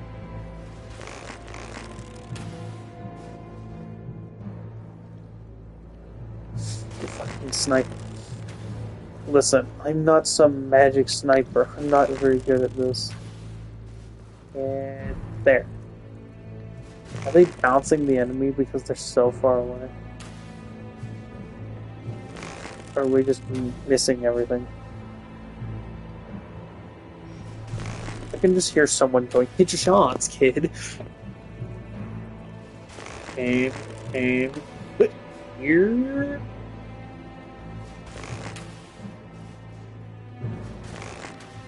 I think you have to do X amount of damage before it triggers the explosive part, right? Hit. Yeah. You have to do a certain damage per hit before it. I snipe right in the fucking head. That will make my life a living fucking hell. Huh?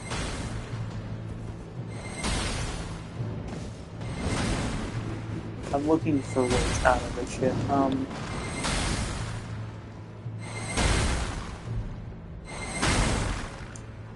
mean, there is the bubbling cracks here, but I don't think that's going to be doing much.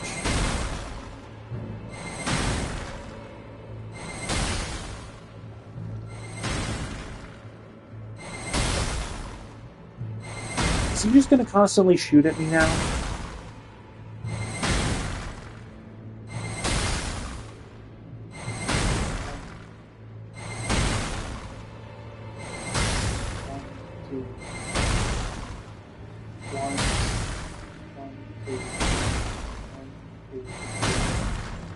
You get a 3-second fucking window to dodge that shit. I'm sure you guys heard me counting out each time it fires.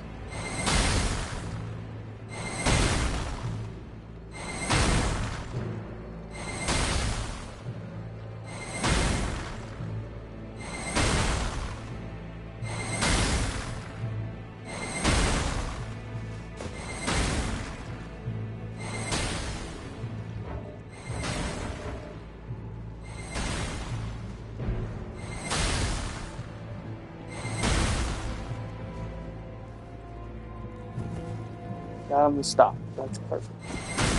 Oh, for fuck's sake.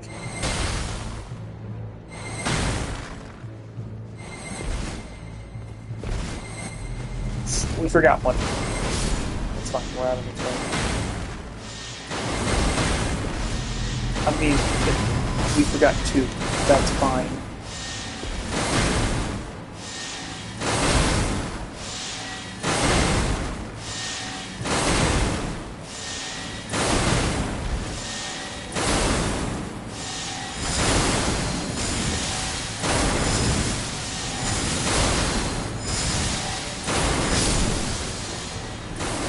Okay.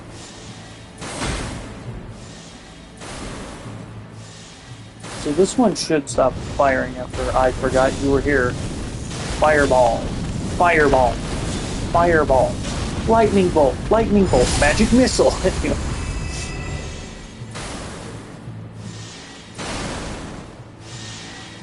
By the way, if you wanna... I forgot there's one last one.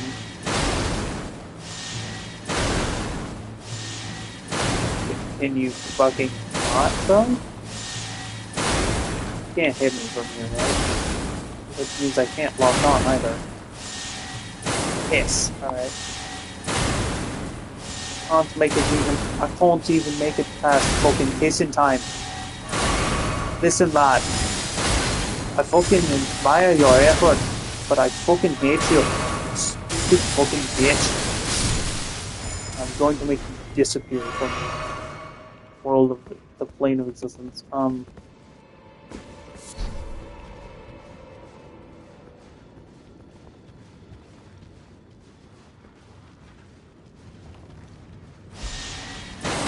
There's no way you fucking saw me.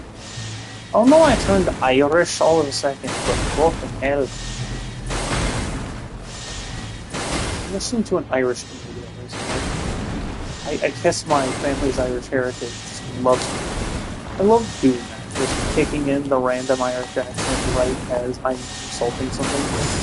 Because just adding that hint of Irish really does add a bit of an insult. It's funny, redhead drunker is very fun to listen. Can you fuckers piss off? Like, god damn it, dude! Stop putting bullshit next to already. I have to go all the way back up here because you. Stupid fucks. I was doing so well. I'm so tired of getting flattened by random enemies that have no significance other than literally just pointing the way to an Everjam. Dude, go back to doing your original fucking job. Go back to pointing to directions towards Everjails or just not exist. Fuck, I'm so tired of this. Didn't realize I'd have to wear Ultra Tank, Uber Stanker, whatever build to. I hate the sound of those stupid pigeons, man. Their attack is cool. I'm not gonna let them get it off, don't get me wrong. Because they fly up and then they shoot like powder at you or something. They also do a fuck-a-trillion damage no matter what you're wearing.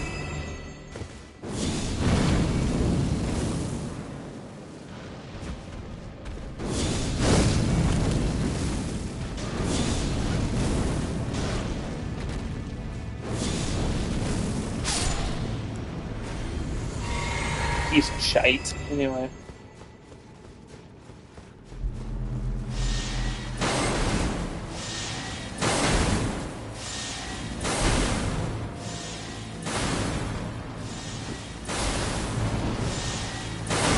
I remember saying, I'm like, oh yeah, that guy's kind of hard. I hope there aren't two at once, and then immediately eating my words 3 seconds later.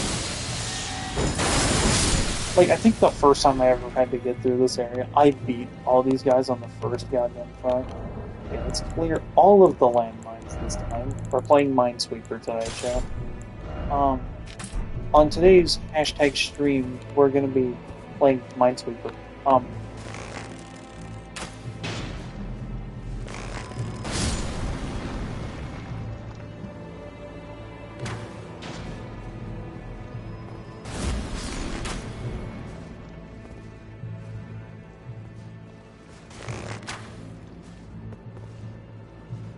Oh, two.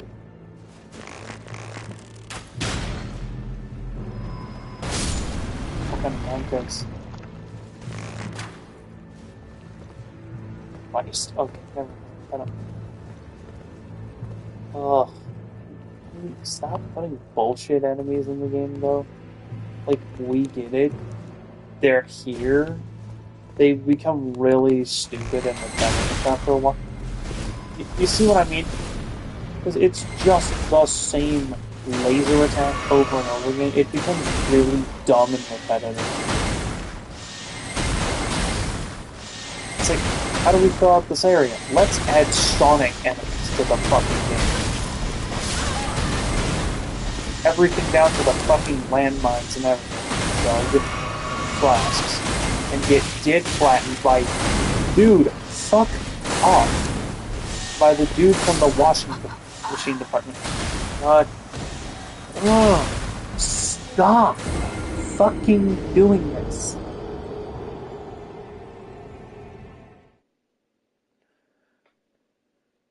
Rey Lucaria is manageable at best. This is just, you know how you've got the two guys that camp out at the top of the fucking stairwell at Rey Lucaria? It feels like that, but 12 times worse. I keep forgetting that these have chip damage, but I guess by throwing multiple fireballs, it stacks that chip damage.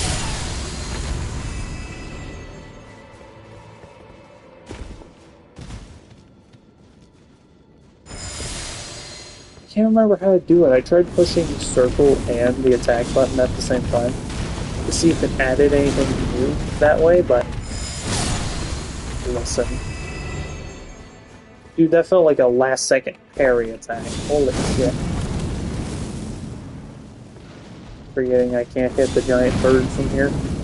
Giant stone bird that has tail feathers the size of a New York bus, and can't even hit it from 3 meters away. Well, I used meters. I'm American. It was about 30 seconds away.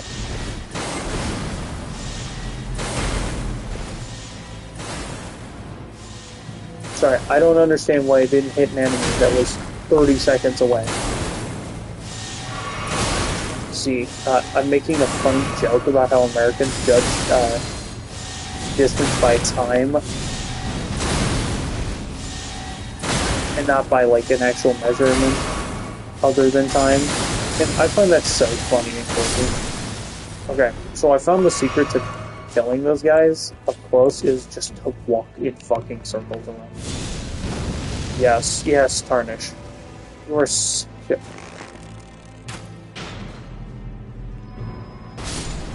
I see, they tucked the fucker away so I can't hit him at this angle.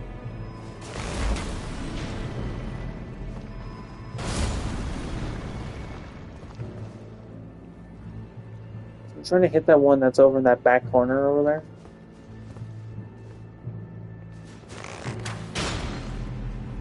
Oh. How the hell is he immune?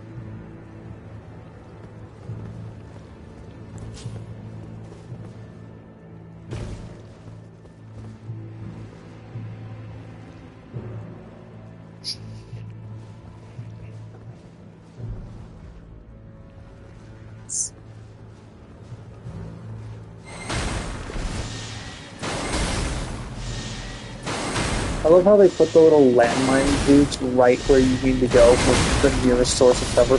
How the hell are you hitting me? Tarnished? Listen, it is of the utmost importance that you just start fucking rolling. Ah yes, how to bullshit enemies at a proper speed. Fucking roll. I promise it'll work every fucking time. Not every, but a good portion of them. Dude, fuck off. Dude, we didn't need the flinging wiggle worm dude to come in and do it.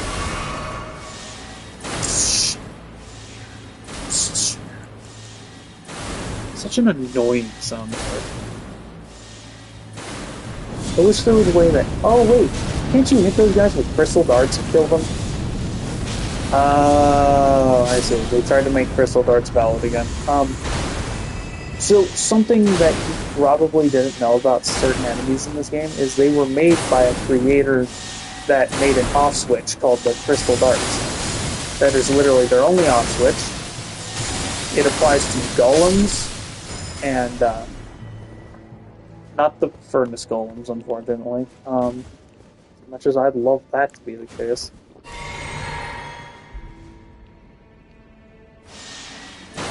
Bro, you have Promethean vision? Are these guys just the bullshit version of Prometheans from Halo 4? Yes, I'm bringing up that game. Don't flame me for it. I'm literally just referencing something that is very similar. In the sense that it has thermal fucking vision and can pick you up from 900 miles away. How the fuck did you get that?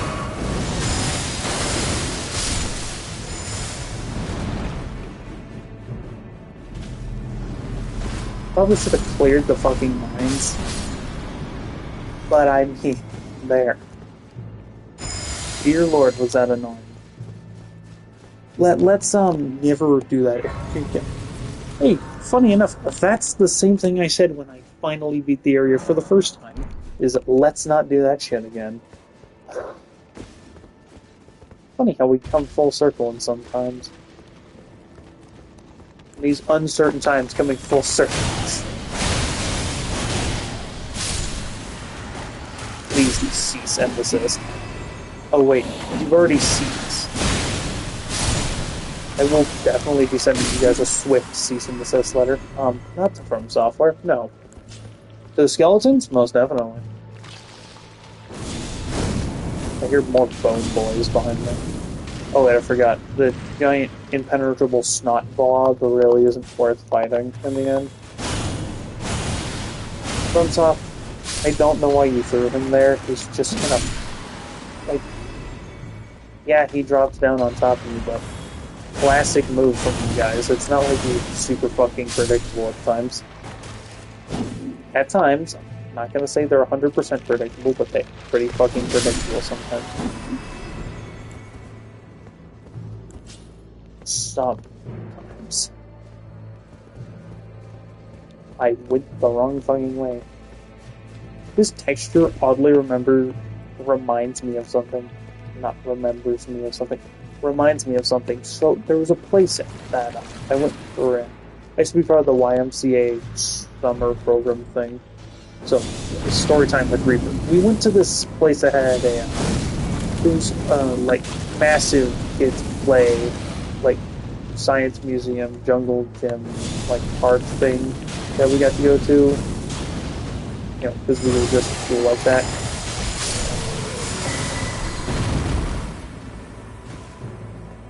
But we went there and it was kind of cool. But I remember there was this like mushroom playset thing that you could climb and get absolutely fucking lost in, and then they blocked off a certain part of it. I don't know why. It might have been broken. I don't know. Me and my friends were a bunch of dumbasses and decided to climb up there. Like, hey, look at us. We went past the caution tape. I'm sure it was just because it was too high up and some kid like fell and cracked their skull or some shit. But still. So that was a really interesting thing. And spell. Yes, we are. Nice spell. Let me guess. Triple Rings of Light has an intelligence requirement. Wouldn't be fucking surprised. Oh my god, it's just faith? There's multi-layer Ring of Light. Ring of Light, okay. Okay, hold on. Let's spec for this. Real quick, so my Mimic Tier doesn't try and go for useless shit. Don't need. Nope, no, we can use aspects of Crucible Tail. Fun fact, this is quite literally the only gun I have Golden Vow? Oh, yes. This is going to be exceptionally good. Oh yeah, if you're liking the stream, make sure to like, share, and to subscribe. Yes, I did the hashtag YouTuber thingy. Please, I am very funny. Why does Golden Vow take so much fucking FP to cast? Anyway, yeah, I just needed to buff myself. I'm sure it'll run out by the time I hit the fucking bottom, but... Wait for the Mimic Tier thing to light up. Deep into the arena do you have to get again? Did you just run out of St. Trina's Cave? I would love to go into the files and go, I wonder where this guy comes from. Like, is he all the way down in there or just slightly down in there? Also, this guy is super shit at times. He's got this thing where he barrel rolls towards you. Then you have to dodge a fucking horse that is so inconveniently placed, it's not even funny. Yeah, a great time to be praising the sun, dog. But no, this boss is such shit. That's very creepy. I did not realize there were a metric shit ton of sleeping animals. Is that new? That wasn't there before. I remember the Golden Vow. So it doesn't take up too much space. I was looking at my spells going, don't I have more spell slots? And then I realized, oh yeah, I have Elden stars equipped. Don't know why I did that. It's not very good. Pro tip, if you have any sort of sanity, or reason to try and use that spell, don't. As you saw, it started pelleting the boss. It's one of the spells that everyone keeps saying, yeah, can you please, for the love of fuck, buff this from software? Like, it's not gonna do... We don't need it to do uber piss damage, but it can do more than 36 damage to an enemy per hit. Like, watch, this is Elden Stars. Oh, and that's if it hits something. I didn't realize that there was an if condition of if it fucking hits something. Almost rolled straight into that. And that. Number two, Jesus Christ, dude. That fucking... Yes, I learned that you can bullshit at using holy damage because I realized it was undead. Or at least it was a freak fucking creature. But not so, actually. Yes, I finally figured out how to jump dodge through this boss to some degree. Don't expect perfect. How the hell? Also, he will pull out the most bullshit hits on the planet. Nice going, bro. Why don't I get Shadowrun Blessing? How much of the magical cocaine do I have? I have 2. I probably shouldn't have called that magical cocaine, but, it's out there now. I swear if that just becomes a community joke. Yes, the spirit summons Huff, booger sugar in order to become more powerful. This is such a cool area. This is like BS3 level shit right here, because something exactly like this happens in Dark Souls 3, where you jump down into this big boss arena. Actually, there's a whole ass puzzle based around it. Very fun that Soulsborne still have puzzles. Did? Also, by the way, I love how they re-sprited the weapon from Orphan of Kos. You know, the literal sharpened placenta that the Orphan of Kos uses. The fuck, dude. Can we remove the horse from that, please? Or set it to where it has to spawn either to the left or the right of the boss, because it is so fucking inconsistent, and it's weird. I don't like how inconsistent that is, because it's like, the fuck did I just do? It's an awkward inconsistency that really makes it hard to... Well, not hard to dodge, but really awkward to try and predict where it's coming from. On the one hand, does add difficulty. On the other hand, it just makes the fight seem really fucking wonky by comparison. Does this boss feel unfinished?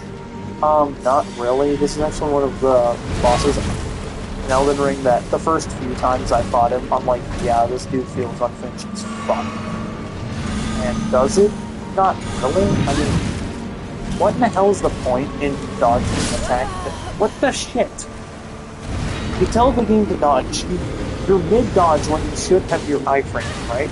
The game just totally decides to tell you to fuck off with that. What's the fates? This thing has D faith scaling, but the holy damage would be pretty minor though. Yes, I know I need to fix part of my lineup. These are temps, they're placeholders. Because I want to kill. Maybe I should forget die.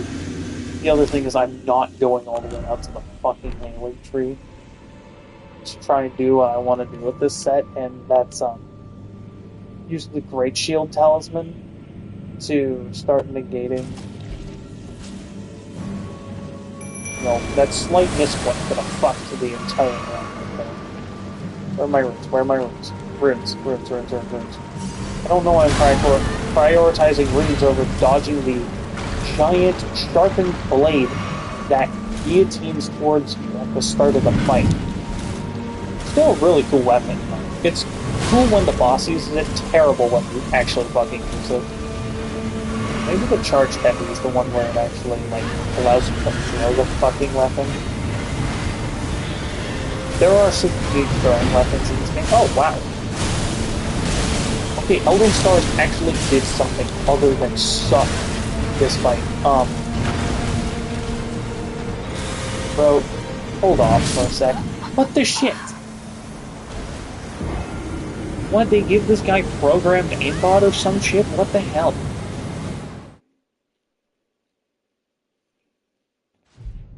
I guess for an attack that quite literally fucking homes towards the player, that would make a little sense. There's another helmet that has like an awkward braid hanging off the back of it. I don't know. Is that off the helmet or the armor? Oh, it is another armor set because let me show you the character I'm wielding looks like this. Looks like the character's name is Becky.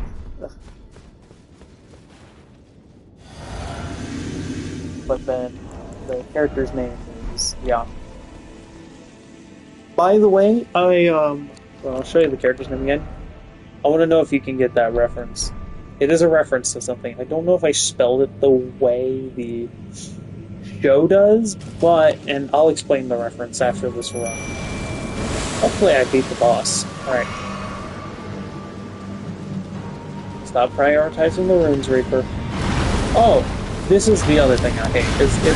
It's super inconsistent with what the fuck it starts with, which I guess makes the predictableness of the fight go away. But after like a couple of attempts, it literally does just start doing that stupid guillotine move that really sucks. And that shit, apparently. It also feels super awkward to dodge a boss that swings so fucking... It feels like it has a really wide swing. The way the boss swings, it has a wider attack box than what the enemy is shaped around, and it's super fucking weird. He's gonna do his, like, frost thing in a second here. You know, maybe he won't. Maybe we just bullshitted him out of that phase. Or he's doing... Yep, here we go. Mimic's here. Be retarded. Do a ton of fucking damage. Yes, I don't know why I had to use a hard R slur, but I mean, that works. Mimic's here. Be stupid. I mean, it gets the fucking point across. Mimic's here. Just be a dumbass and attack him. Yep, hard crit. How the hell did that kill me? Wait, whoa, whoa, whoa, whoa. Where was the other one that direct impacted his ass? Oh god, I hate this fight. It's so inconsistent and weird. Because it's like, here, one minute I'm swinging on the horse, next minute I'm flinging myself at you.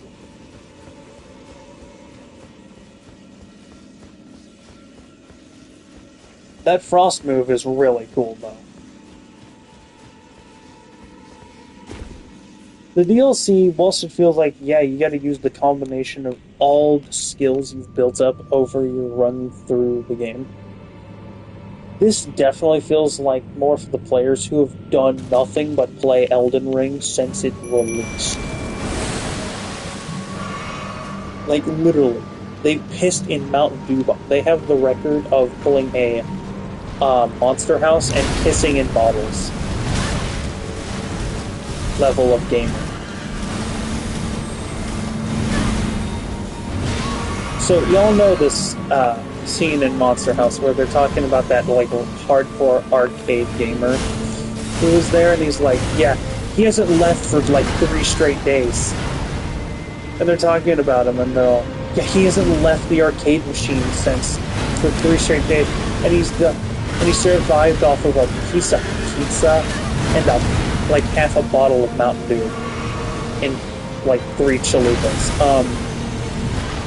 Or taquitos, sorry. Gas station taquitos. And like part of the side quest, which felt real, when you look at it, felt real Stranger Things to me, because it's like, you gotta like give him a... For some reason, I get kind of Stranger Things vibes thinking back on it, because it feels... The guy reminds me aesthetically of Eddie. Not personality-wise, but we got the pearls at night. You stupid bitch. That better have counted. Let's fucking go. Legend. Oh, legend. Oh, look, enough. Guys, look, enough runes to level up. You think a boss that's this fucking deep into the DLC would actually, I don't know, give you enough runes to level up more than once in a New Game Plus 5 run. Sorry, I'm setting next destination. But, whatever. The rune inconsistency is really weird, because when I fought Moog, Lord of Blood, what happened was, I was fighting Moog, Lord of Blood, and I killed him. He gave me 1,000,000 runes upon death, which I find so weird, because thankfully that's the game, but, whilst I got 1,000,000 runes from the DLC, from the guy you need to enter the DLC, by the time I had killed, and I'm gonna kill something like Godfrey or Malekith, that's gonna give me close or equal to kind of runes. But it's so weird that the boss you use to enter the DLC gives you more runes than any DLC boss in the game. I don't. Well, maybe Mesmer will. I'm not sure. I was gonna say I don't like Mesmer, which is a fucking lie. He is my favorite boss. Not just in the DLC, but in general. I don't even have enough to level up. You know how sad that is? By the way, I was totally intending to go back to intelligence after I had killed the boss using faith. But I'm gonna stick with faith, so never I spell. So, multi-layered rings of light is dog shit, let's be honest. So, next boss we are going to try and take on, speaking of the Erdtree Sentinel, that's the next boss we're gonna fight. So, it's fire all the way, and maybe a bit of lightning, but... So everything from Patch Flame to Rain of Fire to I can't even use the dragon spell because it requires arcane for some goddamn reason. It's so random. It's literally just breathing fire. No. Lord knows the Mimic Tear's going to do that, and it's going to be the dumbest shit ever. Healer's Height is not bad. I'll keep something that has a melee option. Okay. I need to get the Lightning Scorpion Talisman on top of... What do I have unlocked currently? Do I have... Oh, yeah, I forgot. This is... You'll be my test dummy. Yeah, I forgot we were... I literally loaded this save back up because I had no idea what I was doing. Well, I was trying to load back in my personal save, and I come back and I'm like, huh. I see I was trying to be stupid again. Tracks. Anyway. Okay, you go down there. I don't grab this talisman willingly because Pest Threat's the most annoying spell to deal with in the entire game.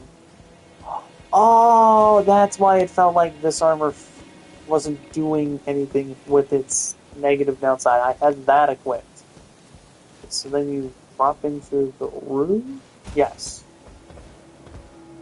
Okay, so you're gonna hit these rafters, right? So carefully. Well, I immediately failed at the one thing I was about to say not to do, and that's alert fucking everyone in the room. I don't know if I'm going to do Gallery's quest to get the fuck off with the pest threat, bro. Listen. Unwanted sewer child, be gone. I forgot, you have a straight shot for me. Be gone.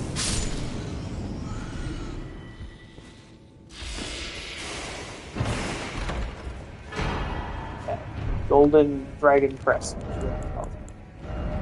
I don't care if it drops the potency of my spells. At least I take a little less damage. Okay. Now I need to look how to get this Lightning Scorpion Talisman. Oh, no. I don't want to open Reddit. I don't want to open Reddit. I was trying to clear out that I have the banana counter on, so... Be gone. My eye is not dilated anymore. YouTube.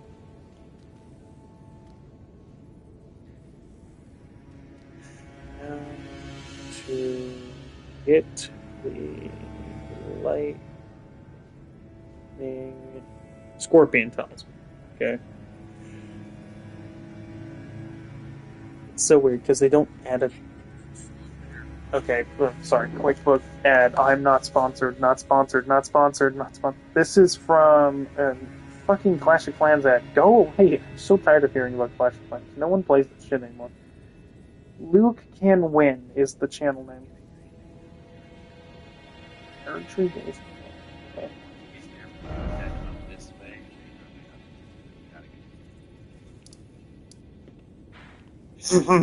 Did you just say fucking catacombs? Alright, Piss Tree Gazing Hill. Oh, I don't have Piss Tree Gazing Hill. I forgot I kind of spade. I was speedrunning this. So he's gonna go up the hill, right? He's going up the hill.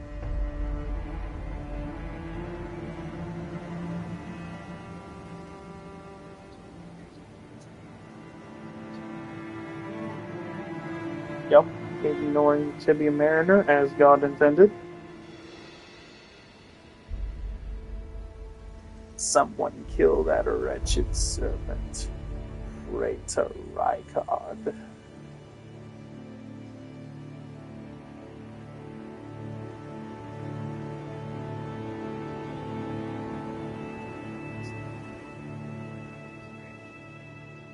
Grab the grass site. Okay.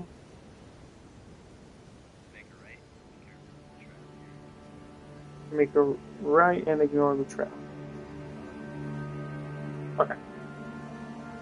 So, like I said, this is Luke Can Win. That's the channel name. Let me catch it. So, apparently there's catacombs up here. Look, I've never gone out of my way for any of these talismans. I need shit that helps boost my lightning damage. Stuff with, like, Sacred Affinities or something.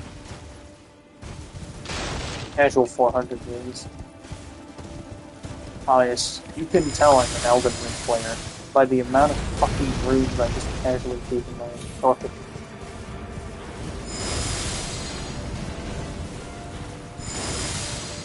I love how everyone freaks out, like, oh, or every new player's gonna go, oh, I better save my runes so I can just level up later. Let me give you some very strong advice. You don't have to just 100% keep all of your runes all at once. Just so that way you can, level up all the time.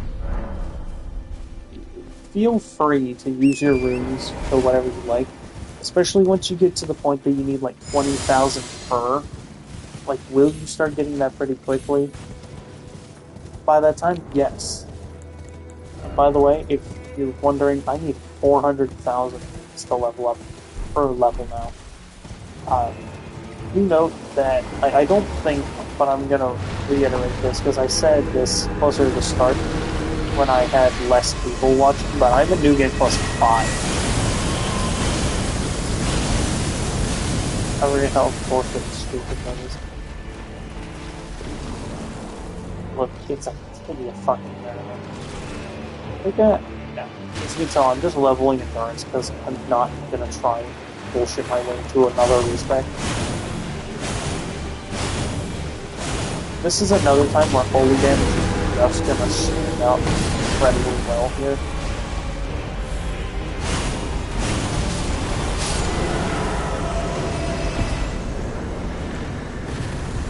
One of the 3 times holy damage will ever be viable outside of areas like this or catacombs. I don't know how much that drops you, by the way. Don't you guys die after you kill the Timmy Murder? Did they change that? It's weird. I swore that they were supposed to die.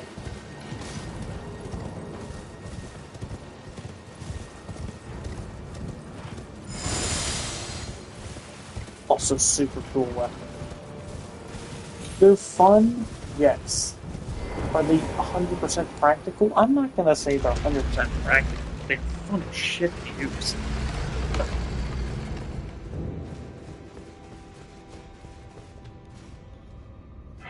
Also, by the way, I usually do use a face cam, but I turned it off just because it takes up so much of the fucking screen, and it's really distracting for when I'm trying to play. So I just took it off. I still have it. I didn't sell it. Hey, dumbass! He said walk. The tutorial guy even said you can walk the fuck around that. Yes, that's just me being casually stupid. That's normal. Let me finish this tutorial real quick. I want to see if I have to fight the boss or not.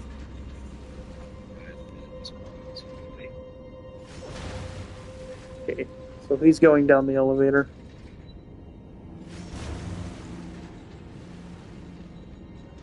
Says he's gonna edit the part out. It doesn't.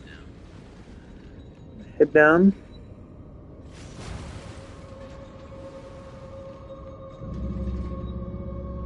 You're gonna walk forward down the stairs.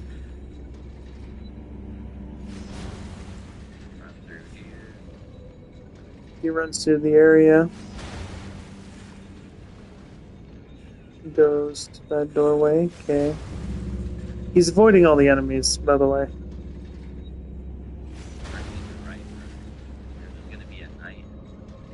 Gonna make right around the corner. Oh, this is that dungeon. Alright, so you're gonna go up the ladder.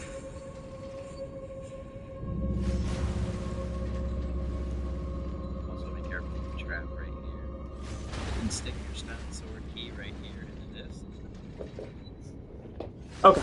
Not that much of a height. I'll probably end up killing the enemies because I'm a stubborn bastard. Sorry, I expected that to actually have a...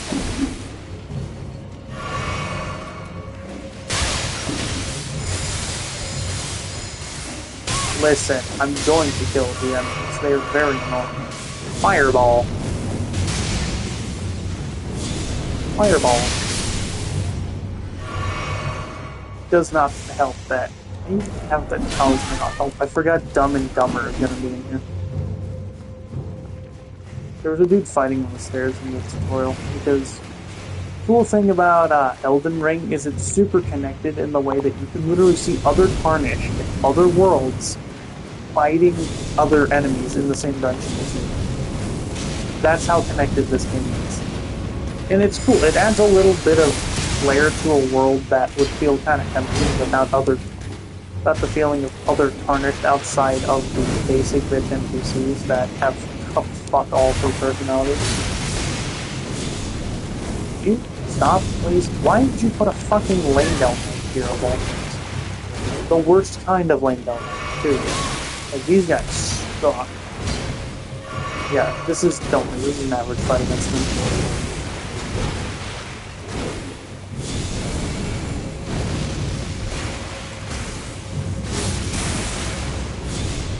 Oh yeah, by the way, if you're struggling on Rowena Saint of the Bud and you're trying to like finish the DLC, literally just use fire. Just use an insect. Use Black Flame and you can just nuke the hell out of your health. It's not as, like, I make it sound like really fancy and like I'm doing a fuckatillion damage per hit. Ah yes, my least favorite dungeon enemy. The Feigned Imps. So I'm just gonna erase them from existence. A fucking trap, bro. Flask guzzling. Okay. Thank God we have 3. Lost a Pistone key with use. Okay. Lightning Scorpion Charm. Fuck it, whatever, I don't care. Lowers damage negation. Oh, yeah. Which, by the way...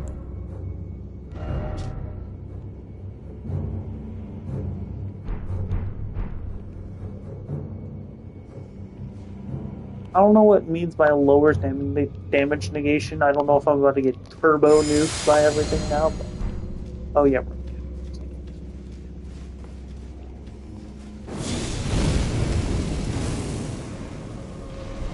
I guess we can either... Oh, it's another spike roof.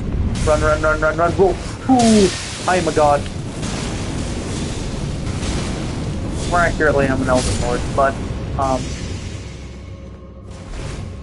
there's another imp. They have big ones, too. They have the big sticks, too. I thought they were literally just those little fork-looking things. Dumbass, you're gonna jump straight into Black Flame. I don't think the guy cares. He's like, yeah, I'm just gonna do my job here. My name is Jerry, and I'm here to do my job. Oh, good, you're not a lightning bastard, which means... Oh, lane downlands have high lightning resistance. Because of their ties to Dragon Kingdom. And lightning dragons. Anyway. Oh, you fucking... Okay, guess I have to run back through this shit again. You fucking bastard. Listen, you little bastard. That is some sort of damage taken. For fucking sure.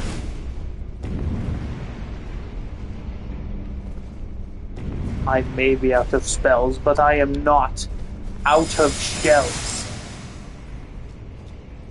So, one of my favorites. I'm a dumbass. Excuse me for getting shot by every little thing in this dungeon. I'm not perfect at these. So I've never done this dungeon, let alone know that he's even fucking here, so... Hey, he's trying to dab me up, let's go.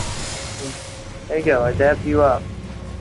Sorry that I have my spark aromatic in my hand. I was just fighting some little fiend imps that I'm still currently getting assaulted by. So I decided not to kill them.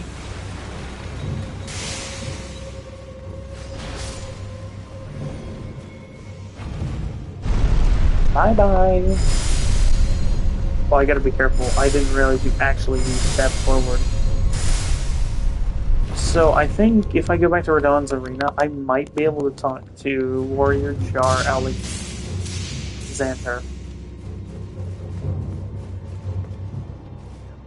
I guess now we can technically leave, but I want to kill the boss since I took the time to unlock it.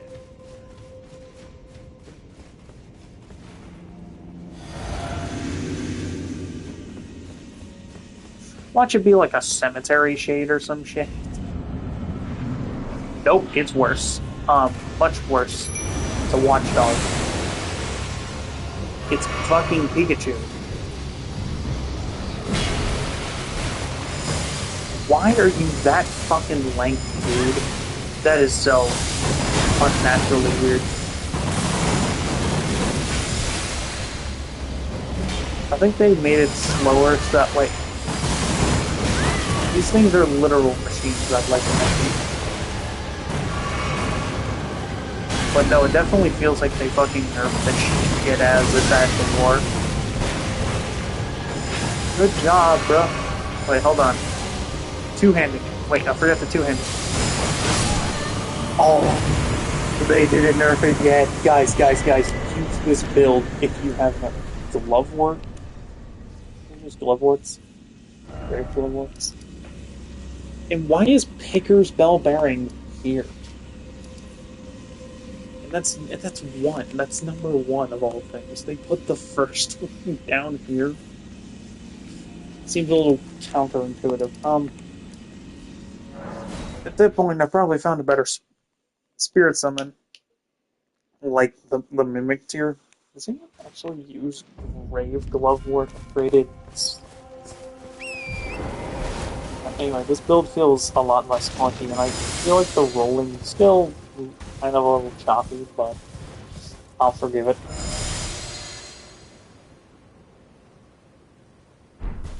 Yeah, so we're gonna go down here, and then...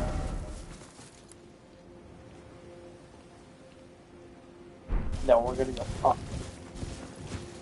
NPC I'm trying to talk to, hold on. And then this next quest line is going to involve a hell of a lot of dying. So yes, the main shtick of this build is the Ash of War.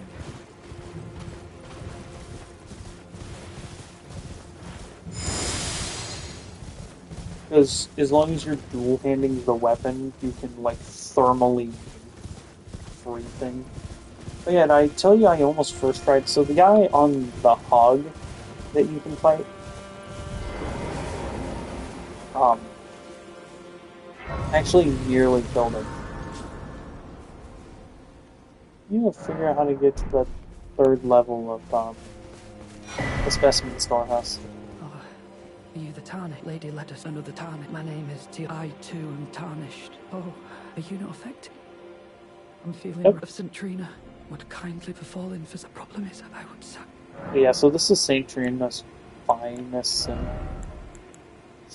yeah, these are an arcane-based one, deadly poison. Oh, yoink. Anyway, Just give me. so then you rest inside of Grace after talking to Tialier. By the way, you can summon him for the final boss of the DLC, and let me tell you, he's pretty I'm feeling fucking of St. useless. Trina. He gets murked almost immediately. Oh, you, oh, I see why. Okay, hold on. Fisher guys. So I was wondering why the quest line wasn't working, and it's because we didn't tell him that we found Fisher Wakeman, isn't it? We didn't tell him that we found Saint Trina.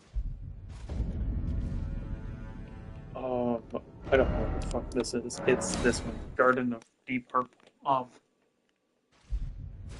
Sorry, I can never 100% remember what this one is.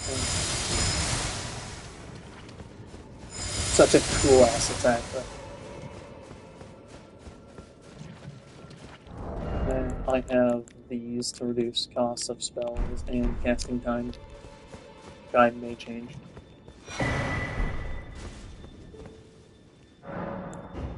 Okay. Congratulations. You have now found Saint Trina, who is considered the abandoned half of, like an abandoned half of Mikola. Yeah, that is the literal lore around Saint Trina. She's the abandoned I had half. something I wish to tell. I'm heading south. I've recalled some he discovered. That must be worse. Can I not just tell you I found Saint Trina? So then you come back here and Thialier should be here. Oh yeah, we had to fight him during this questline. So, pro tip: if you don't have any runes, this is the easiest questline to do on the planet. You just kind of walk around. You walk back and forth a little. Oh, St. Trina, what velvety ambrosia is this? Your poison and the sweet sleep that follows. Oh, please, let me hear your voice. Into St. Trina soon, let me be. Oh, you mustn't, St. Trina, it must be me.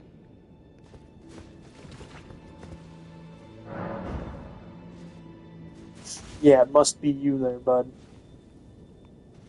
Yeah. Also, by the way, her face is down there for some reason. I, I can't tell if she's like punched over or something. I guess she is sleeping. By the way, yes, that was by all means intentional. You're supposed to do this. So, let me explain what's going on. Because if you want to see me do St. Trina's, no, I did this off camera. Whatever. I'll explain it anyway, because it's going to happen in 30 seconds. St. Trina is essentially sending you to an eternal slumber. So you run his dialogue through, then you do this 4 times, and she'll start speaking with you.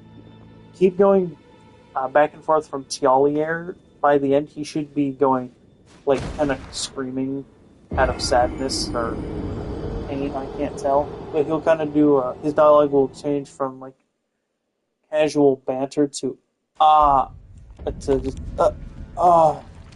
which is literally just I'm literally just doing the voice acting, but it's a horrible impression. I can't do Tialier. Hold on. What's this voice sound like? I am gone, so that I let me be. I am gone. Nope, I can't do it. I don't have the right soft voice to do Tialier. I can do Serpentious from Hazbin Hotel. Hello, sir. Hello, sir. Sherry. Miss Bomb. Yeah, I can, yeah, I can do kind of a Serpentis impression. I'm working on trying. I know someone who can do an insane, um, impression of what's his name? Fucking Alistair.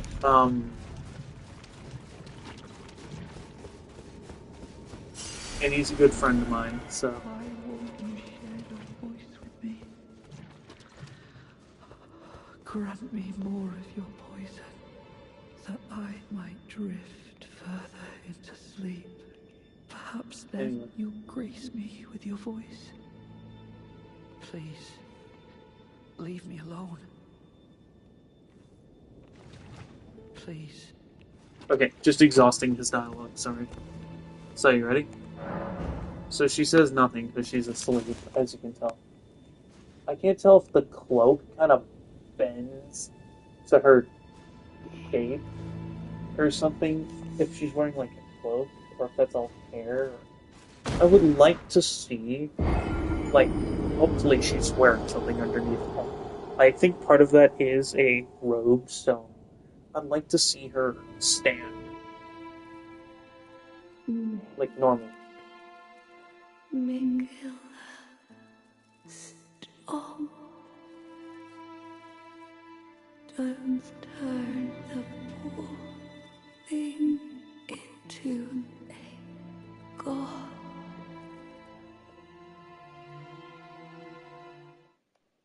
So, cool thing is, this has nothing to do with the DLC, by the way. This is just me telling you about cool shit I'm working on. I'm trying to come up with an anime idea, but so I'm gonna try and write one of my characters to be similar to Ida Mikula, more design-wise than personality. I'll thank you not to lie. I am the only I. Why would you hear if you should? I won't be. Some fucking chosen you one. Please, I cannot. I will never. Yeah, so he goes into his emo phase like immediately after you do that. And so as you slowly keep talking to Saint Serena, he'll start to conform, or not conform, but start to bend and realize that you're not fucking lying.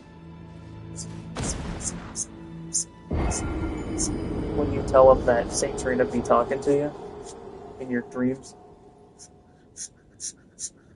he's not doing the process right, that's the problem.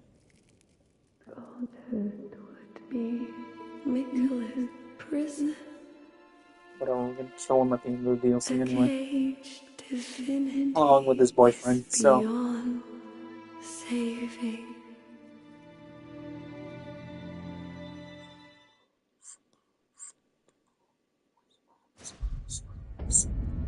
I can't wait for the 3.5 hour long video of Botsy, like, explaining the Elden DLC. For your trespass, you will know my poison.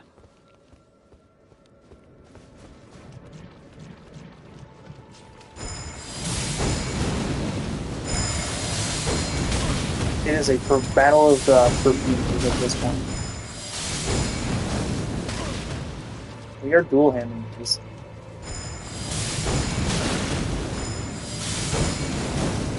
So I guess it only works on larger enemies, but if you use the Ash of War against, like, right up against the final boss of the game, it'll thermal his ass. Oh no, poison! I have ballists.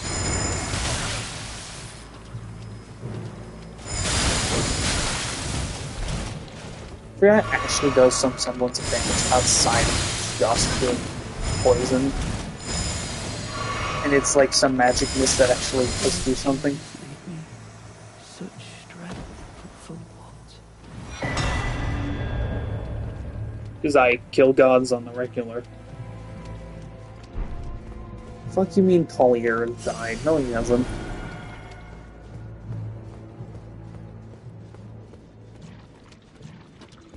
Oh, fucking hell. He's right here, bro. He's fine. You I was no good to any weak as I suppose. Tell me, assuming you... What did... Tell me, assuming you... What did... Oh, I thought it was gonna, like, have a second bit of dialogue that says, here, tell him. So I think you do this one last time, then you talk to Tialier, and that ends the quest line. Fucking mosquito bites, man. Well, that's the last time I go to the fields behind my neighborhood. In the evening. Jesus Christ, I got eaten alive out there last night.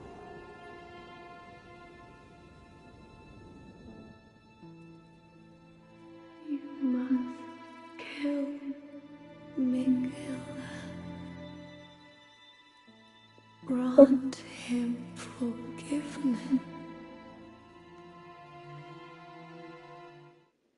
So weirdly enough, Mikla does not become the player. The player character does not become Mikla's consort like I thought you would, and what a lot of people thought after watching the new story trailer.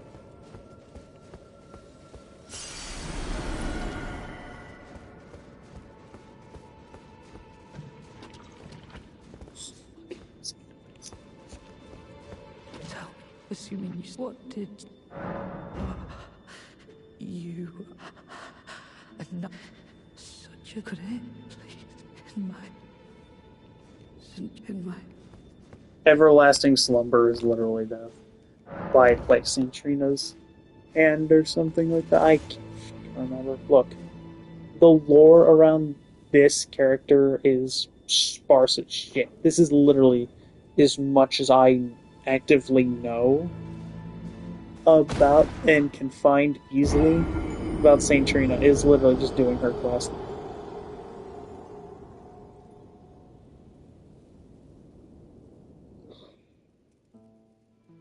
You must kill Miguel. Okay, we can skip this.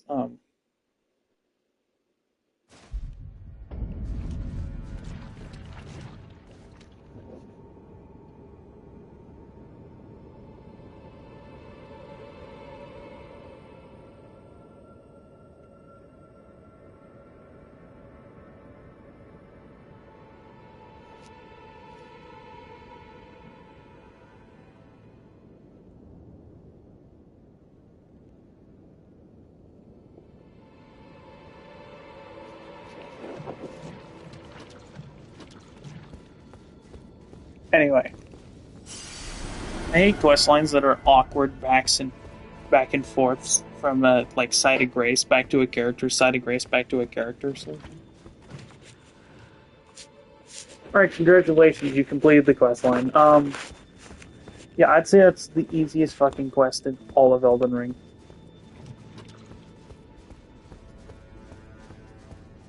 Outside of Roderick, it's not as long.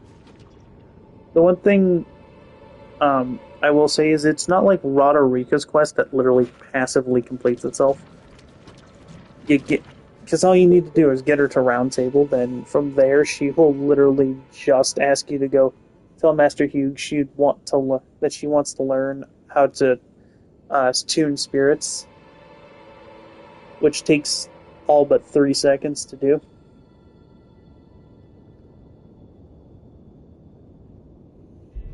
It's actually a pain in the ass because then you have to talk to Hugh,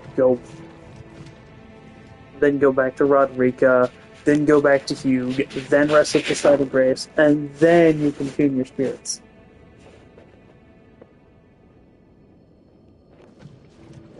Mosquito bites. I know you're not supposed to itch them because it just makes it worse, but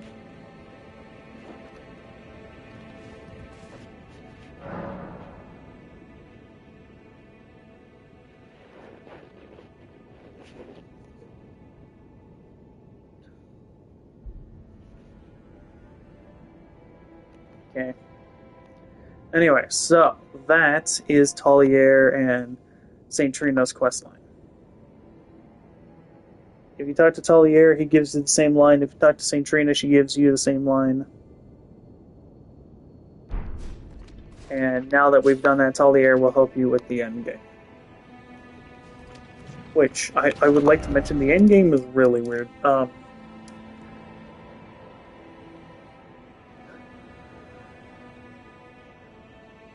So apparently burning the Skadu tree are the thorns around Mikola's little hideaway thing, which is up here. Trying to actually think, where the fuck is the arena?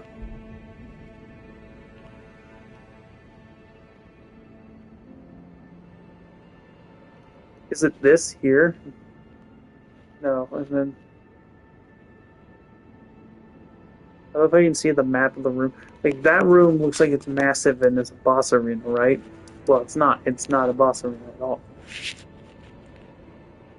Trying to look and see where Mikola's arena is. And it's not that area. That's a dungeon that they kind of threw in and feels incredibly last minute. Because that whole dark section that you see is shrouded, an entire area that was shrouded by the Skadu tree thing, so it literally forces you to fight Mesmer the Impaler. So what you can do is go to the storehouse first floor. And I'm actually going to show you how to do a couple things. So we're in the specimen storehouse, right? Go this way. Watch yourself. There are members of the Vulgar Militia. Annoying little fuckers, but manageable in their own right. By the way, this is not the boss. You really should be fighting at the stage on that.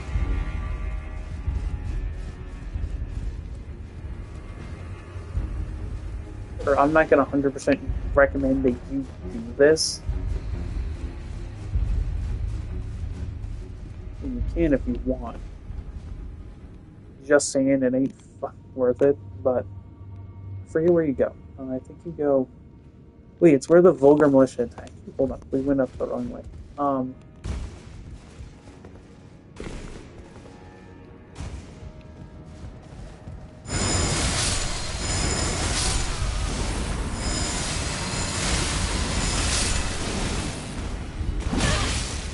Do not die of the poison.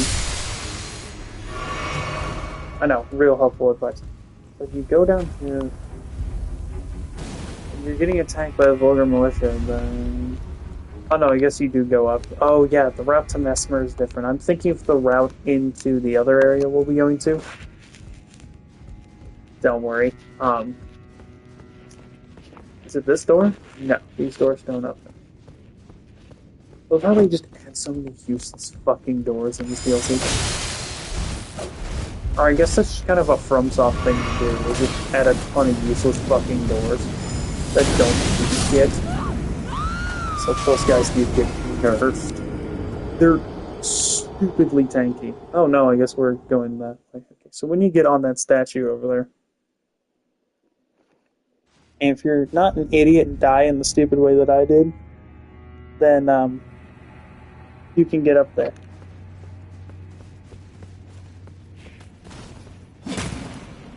Fucking fuck. There's another militiaman around here, just ignore them. It's the Vulgar Militia. Like, Jesus Christ, they're not that annoying. They're everywhere in Caelid and like 3 major tunnels in the game.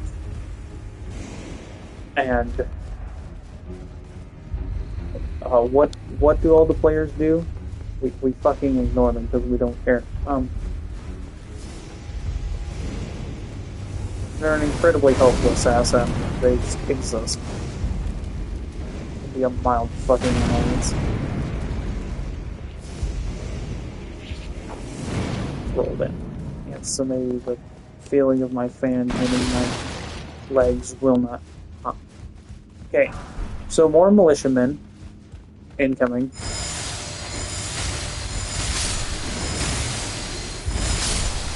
I don't know why for this reason, or for those guys, they sit right there. Actually, I don't know what the Vulgar Militia's involvement is. You're gonna pick up one Skaggy fragment through this entire route, by the way. Okay, so we have now gone to the next layer of the storehouse, right? Alright, time for the long ass climb up to Mesmer's Tower. This involves one lever, a ton of enemies, and hopefully we can do it on at least the first or second try. Just means you're gonna shoot a Golden Order spell at you, then Fireball. So weird, Mesmer's didn't have, actually any of the Fireballs don't actually have a, like, technical summon thing.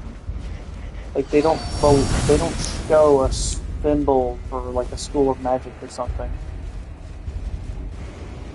It's super weird.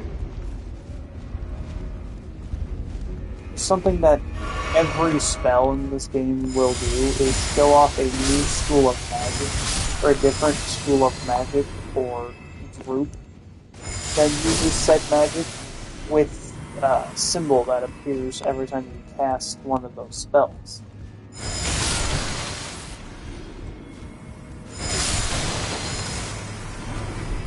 Yeah. I also wanted to talk about Chosen Consort Radon, and because I find it such an interesting decision, why Radon for Nicola's chosen consort? It doesn't really fit. And also, how the hell would that work, technically? Radon, a mighty warrior who is, by the way, when you see Radon as the final boss of the DLC, you'll actually notice something about him that's slightly different. Oh, we need to go talk to that NPC that we assist us in that fight. Listen, I'm not dealing with your sorry ass. That'll be gone. So, I think I did this already when I was coming up, but we need to go talk to Hornsense. So essentially, part of his quest is that he's going to assist you in the Mesmer fight, so I want him to do that. What do you presume us allies? Even I must uphold his covenant, then Marika, and surely. But first, clear resounds the call of vengeance. The Impaler, Mesmer, must pay his in vengeance. How could I revenge? Think not, lest you. Okay, so now that we've exhausted his dialogue, we can go back to where the hell we were. I'm guessing we are on the 7th floor of the. Yes, we are on the 7th floor of Justice Place. How big is the place? Because you can go up and you can run through the rafters and go down. We're 7 floors up. Ass Boy Joe over here is going to try and attack us. So what you're going to do is you're going to run away. You're going to use the tactics of being a little bitch and running a lot. Ain't no shame in it, but another thing is don't engage with everything. No, stop knocking shit over. Sorry, I have 2 water bottles next to me. One's metal, the other one is plastic, but I ended up knocking one over. I had a candle burning.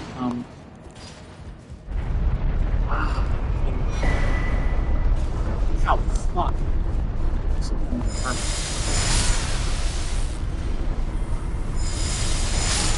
I cast Cloud of Lightning at 9th level. Really think the base damage on this weapon should go up a little. Because it feels like I'm just tapping them with, like, tiny pieces of dirt. Alright, so we're here. Alright, so this, thankfully we spawned at the Stake and Rack, so we don't have to fucking hike here.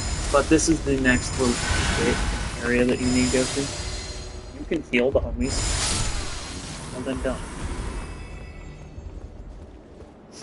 Mesmer. I don't know what spells or incantations would really fit for Mesmer. The Impaler. It's like from top view, they were putting up bullshit and they were pointing at the front fucking gate to a giant boss arena. And they're like, so the players don't go, well, now I have to hike all the way back here because Jackass Joe and this weird spell that I usually dodge. So I was super weird set with fuck the dodge that much. Okay, so what you're gonna do is you're gonna run straight for us. There it is. That's the frame perfect dodge I was trying to go for.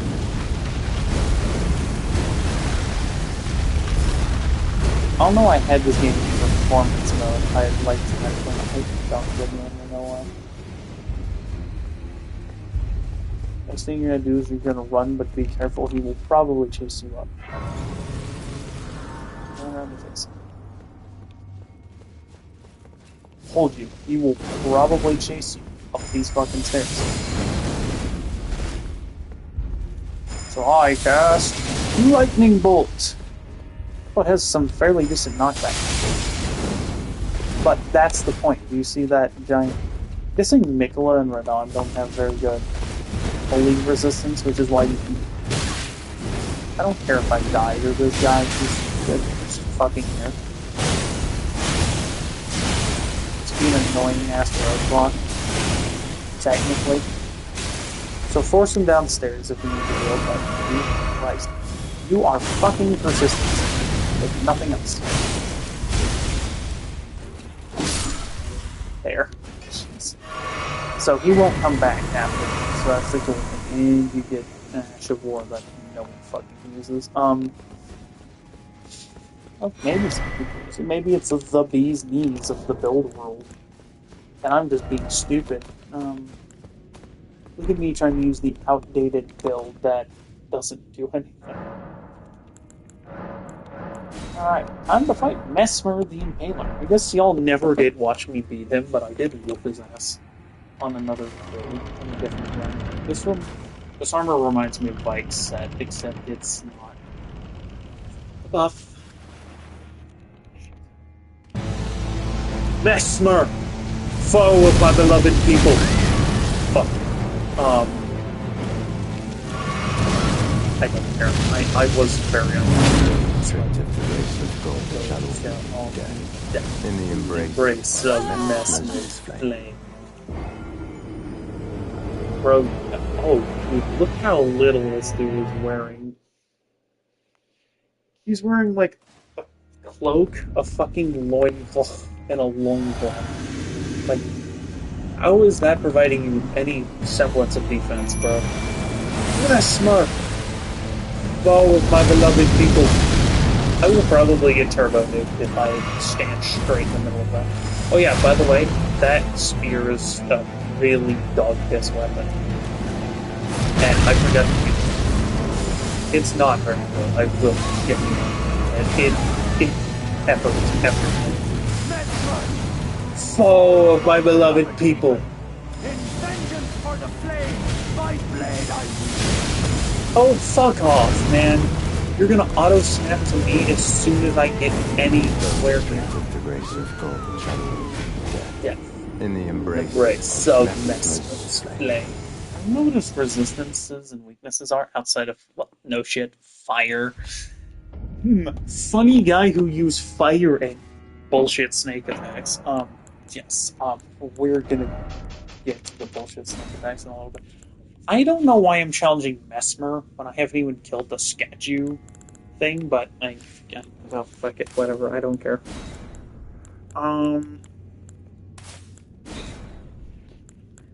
What? I don't have much that could... I don't have the minor Erdtree spell. I have Urgent Heal, Lord's Heal, Heal from afar.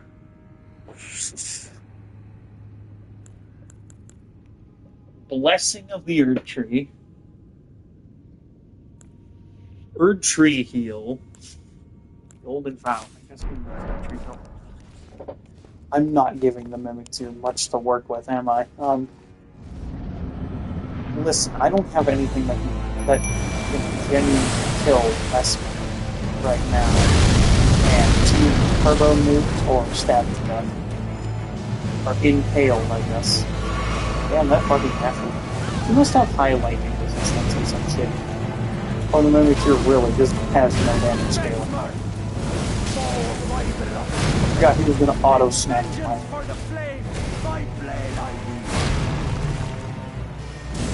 Mimikyu, can you fucking do something? Oh yeah, he'll bullshit gravity no matter what. In the embrace. No, Mesmer. So this turbo virgin is called Mesmer. He has been locked in this hellscape for fuck who knows how long. I know I called him Turbo Virgin, but that works. Mesmer! Foe of my beloved people!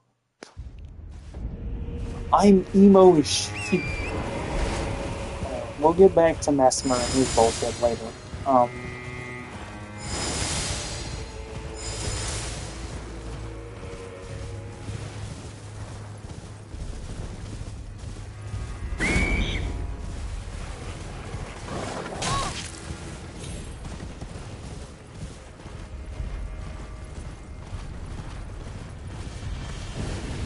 Oh, what's up, bro?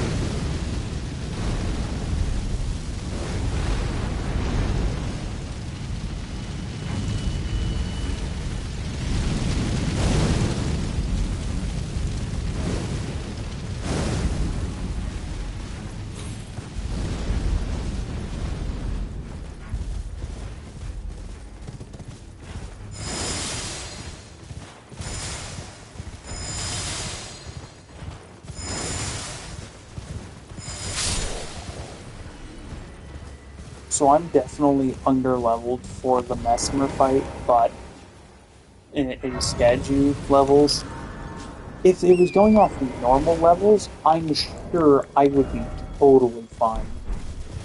You know, they just had to be funny and quirky and add a whole new-ass leveling system to the DLC for no fucking reason. And it's kind of stupid, I'm not gonna lie. Like, it's neat, it adds a little bit of detail and lore, but you could have just stuck with the regular leveling system instead of having to come up with a whole new one and program it.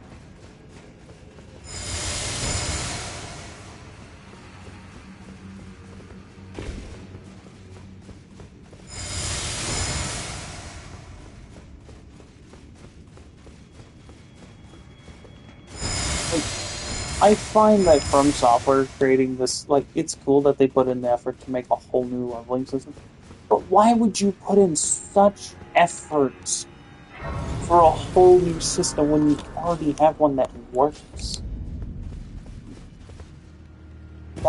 That's the question I keep asking, because it's kind of weird that they'd go out of their way to add a whole ass leveling system that we don't fucking need. Like, Dark Souls 3 didn't do it, Bloodborne definitely didn't do it. I've watched the DLC. The DLC is kind of scattered fucking everywhere. There's not like a 100% area that you can call the DLC area. You don't go to a whole, like, other dimension. You just kind of go to a different part of Yarna that was just kind of written to, like, hey, but just pretend this doesn't exist till we release the DLC, okay?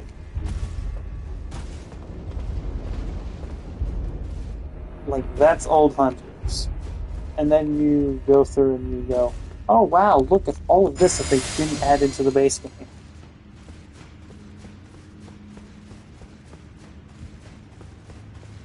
Which, I guess, for all intents and purposes, that's exactly what DLC is like, oh, we had this whole other story that was supposed to fit in that we didn't add to the base game.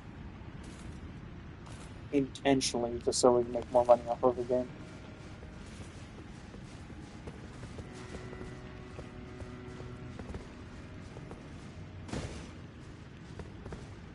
may have been totally 100% written into the hashtag story of the game. And there may be subtle hints to these areas that everyone's gonna go, oh, like, shocked face emoji. Wait, this subtle lore piece that the game developers added was actually important.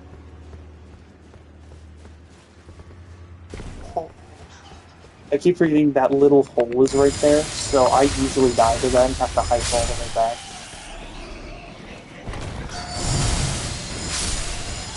Just because I forget about my...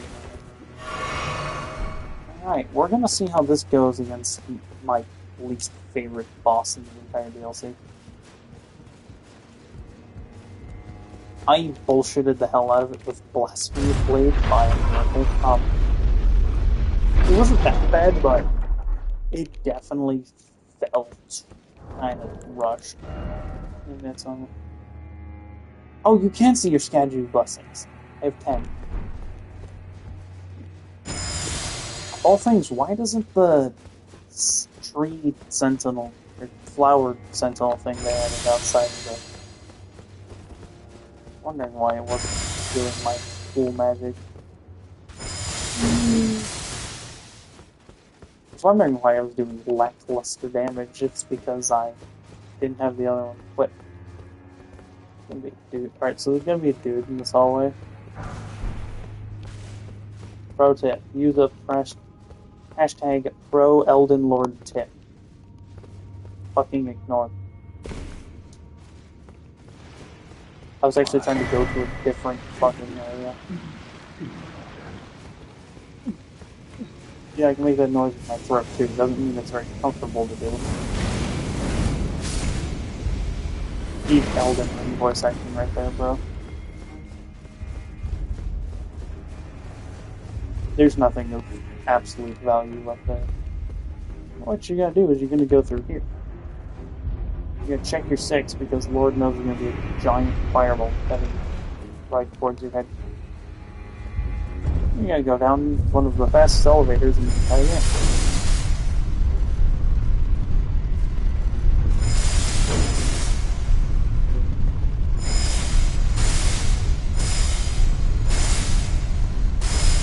That adds a... Oh, it's like, you know how you're supposed to have this like really intense dramatic build-up for an area by like the game just causing sparks to go down an elevator?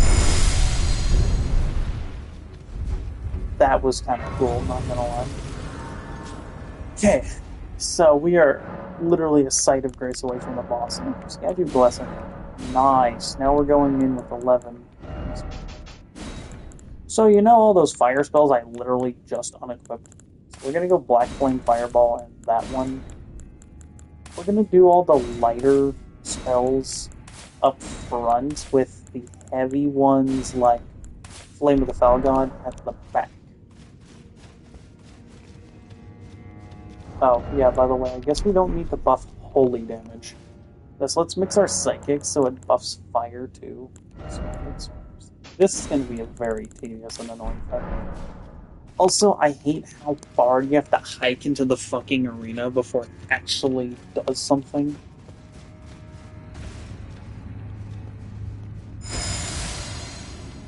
Okay. Little anxious, don't know how well this fight's gonna go. Stake of America. Why don't the giant statues of America count as stakes of America? The Iris of Grace. Oh, and then if you turn around this way, there's a America rune. Or the only one in existence. I wonder if that flower-looking enemy is the boss. Gee.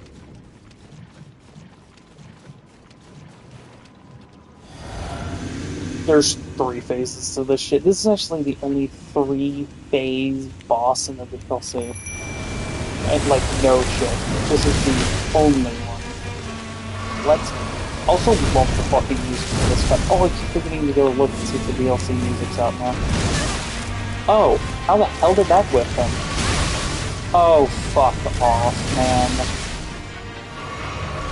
You have to go get Oh, that's what I was supposed to do, and that's why I wanted to do it, is because this guy does holy damage for some of his attacks. Yeah, keep going at it, Mimix here. You're doing so fucking well, bro. I'm not walking anywhere near that. Hey, you can have fun, bro. Just cheesing him into doing that attack right there. Go. That's really handy, bro. Let's keep getting him to do that shit, so that way he will slowly but surely die. Yes,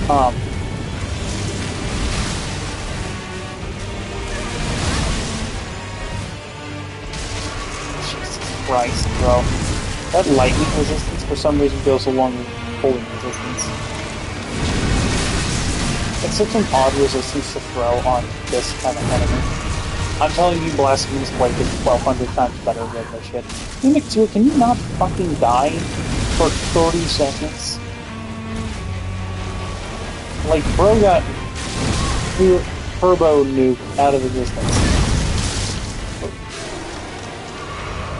Oh, I see why I need a physical-based weapon. Well, I guess we'll hit that with a fireball. So, this is going to be a pain in the ass, just like this boss usually is.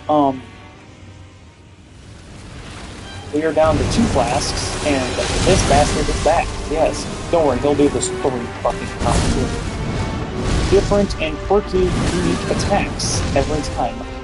Like this one. Trust me, this one is the worst out of the 3, besides that attack, but that is to be expected. Also down another Restless Flask real quick. Just so I can start casting spells right as he's gonna try and fucking hit me. Not my favorite boss, but certainly a cool one. Very fun to bullshit with any other build. Trust me, if your weapon does fire damage, you'll be fine. What I'm gonna do? I'm going to put my seal in my right hand! It's a full S scale. And then we're gonna go with this weapon here for the criticals. Right, let us see, because he's gonna try and attack us like right off the fucking gate, isn't he? Yes, with an attack that is completely undodgeable. They predicted the fact that you're gonna spirit summon at the gate. See, this is why we should have done it in the middle of fights, chat. Oh. Okay, I guess we're doing this now. Good job, Mimic here. Now he's gonna take slow chip damage while I turbo nuke him using. Well, you get turbo nuke, I'm gonna actually try and do some fucking damage Mimic here. Oh, I'll shut my mouth. For a couple seconds. It's not like that's doing a ton. I mean, it does better damage than expected to an enemy that's pretty resistant to 90% of the attacks you're going to throw at it. Okay, so usually I have a talisman that helps me crit, so... Okay. Yes, I know Michaela's sword does holy damage. I'm a faith build. I am faith first. I don't know why I went Pure Caster on a boss like this. He really isn't just fight friendly to begin with. Hell, he's not friendly towards melee builds. The fuck am I doing trying to cast? He's not very friendly towards caster builds neither, but fucking hell, at least it's something. Yeah, so that's gonna be... That's actually a spell you can get from this boss. Very useful spell. Very hashtag useful. I hate how much of the screen that one attack covers, though. This then just makes it really fucking impossible to genuinely hit the boss with, or avoid the next attack when you can't see what the fuck it's doing to me. Nice going here. By the way, if you have the charm that allows you to crit using your heal off critical hits, oh fuck, I almost just walked into the most thermonuclear attack in the game. What the shit? I forget how big that radius is. Oh yeah, by the way, if you just cheese them into doing that shit the whole time, I swear it's the easiest shit on the planet. I should know, I've done it. Okay. With the Blasphemous Blade run, if you're wondering. I hate how catchy that attack is. And I don't mean like a catchy tune, I mean it catches you if you're like half a millimeter off.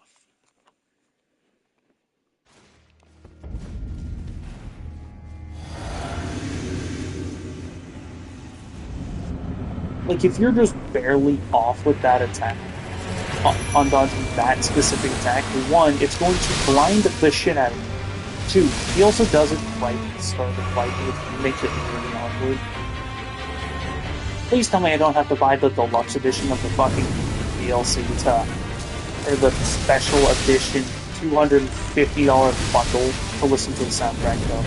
Because this is an absolute, for being a boss I dislike, this is an absolute fucking banger of a boss theme. Damn it, too, are you gonna fucking do something? Maybe I should have offhanded my... I don't know why I said offhanded, like I'm playing fucking Minecraft, but... Oh, he can do that attack in this phase too? That is something I did not know. I think he literally did it the last time on the other attempt where I fucked it up just barely enough to get him to kill me. The Thorns attack, there are two attacks in this that really remind me of bosses from a game called Lords of the Fallen. It's a Souls game. So, that Thorns attack, and it's from the same boss, I remember. So the boss that we fought earlier, the Pearlescent Knight or whatever it's called, I think I'm pronouncing that horribly wrong, but the horseback knight that we killed with the with the curved blade that I said reminded me of Orphan of Kos. The thing is, with that fight, it has the horse attack in that fight. It reminds me of an attack from a game called Lords of the Fallen, because there's a boss that does a very similar horseback attack. Also, what the hell am I supposed to do when I get constantly?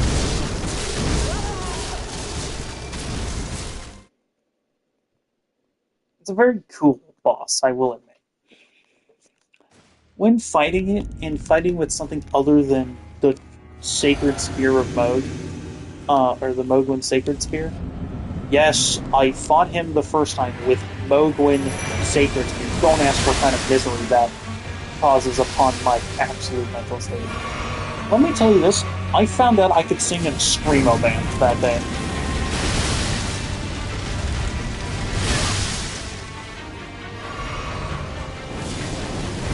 Yes, I unleashed my pure metalhead scream, and it was fucking crazy, bro.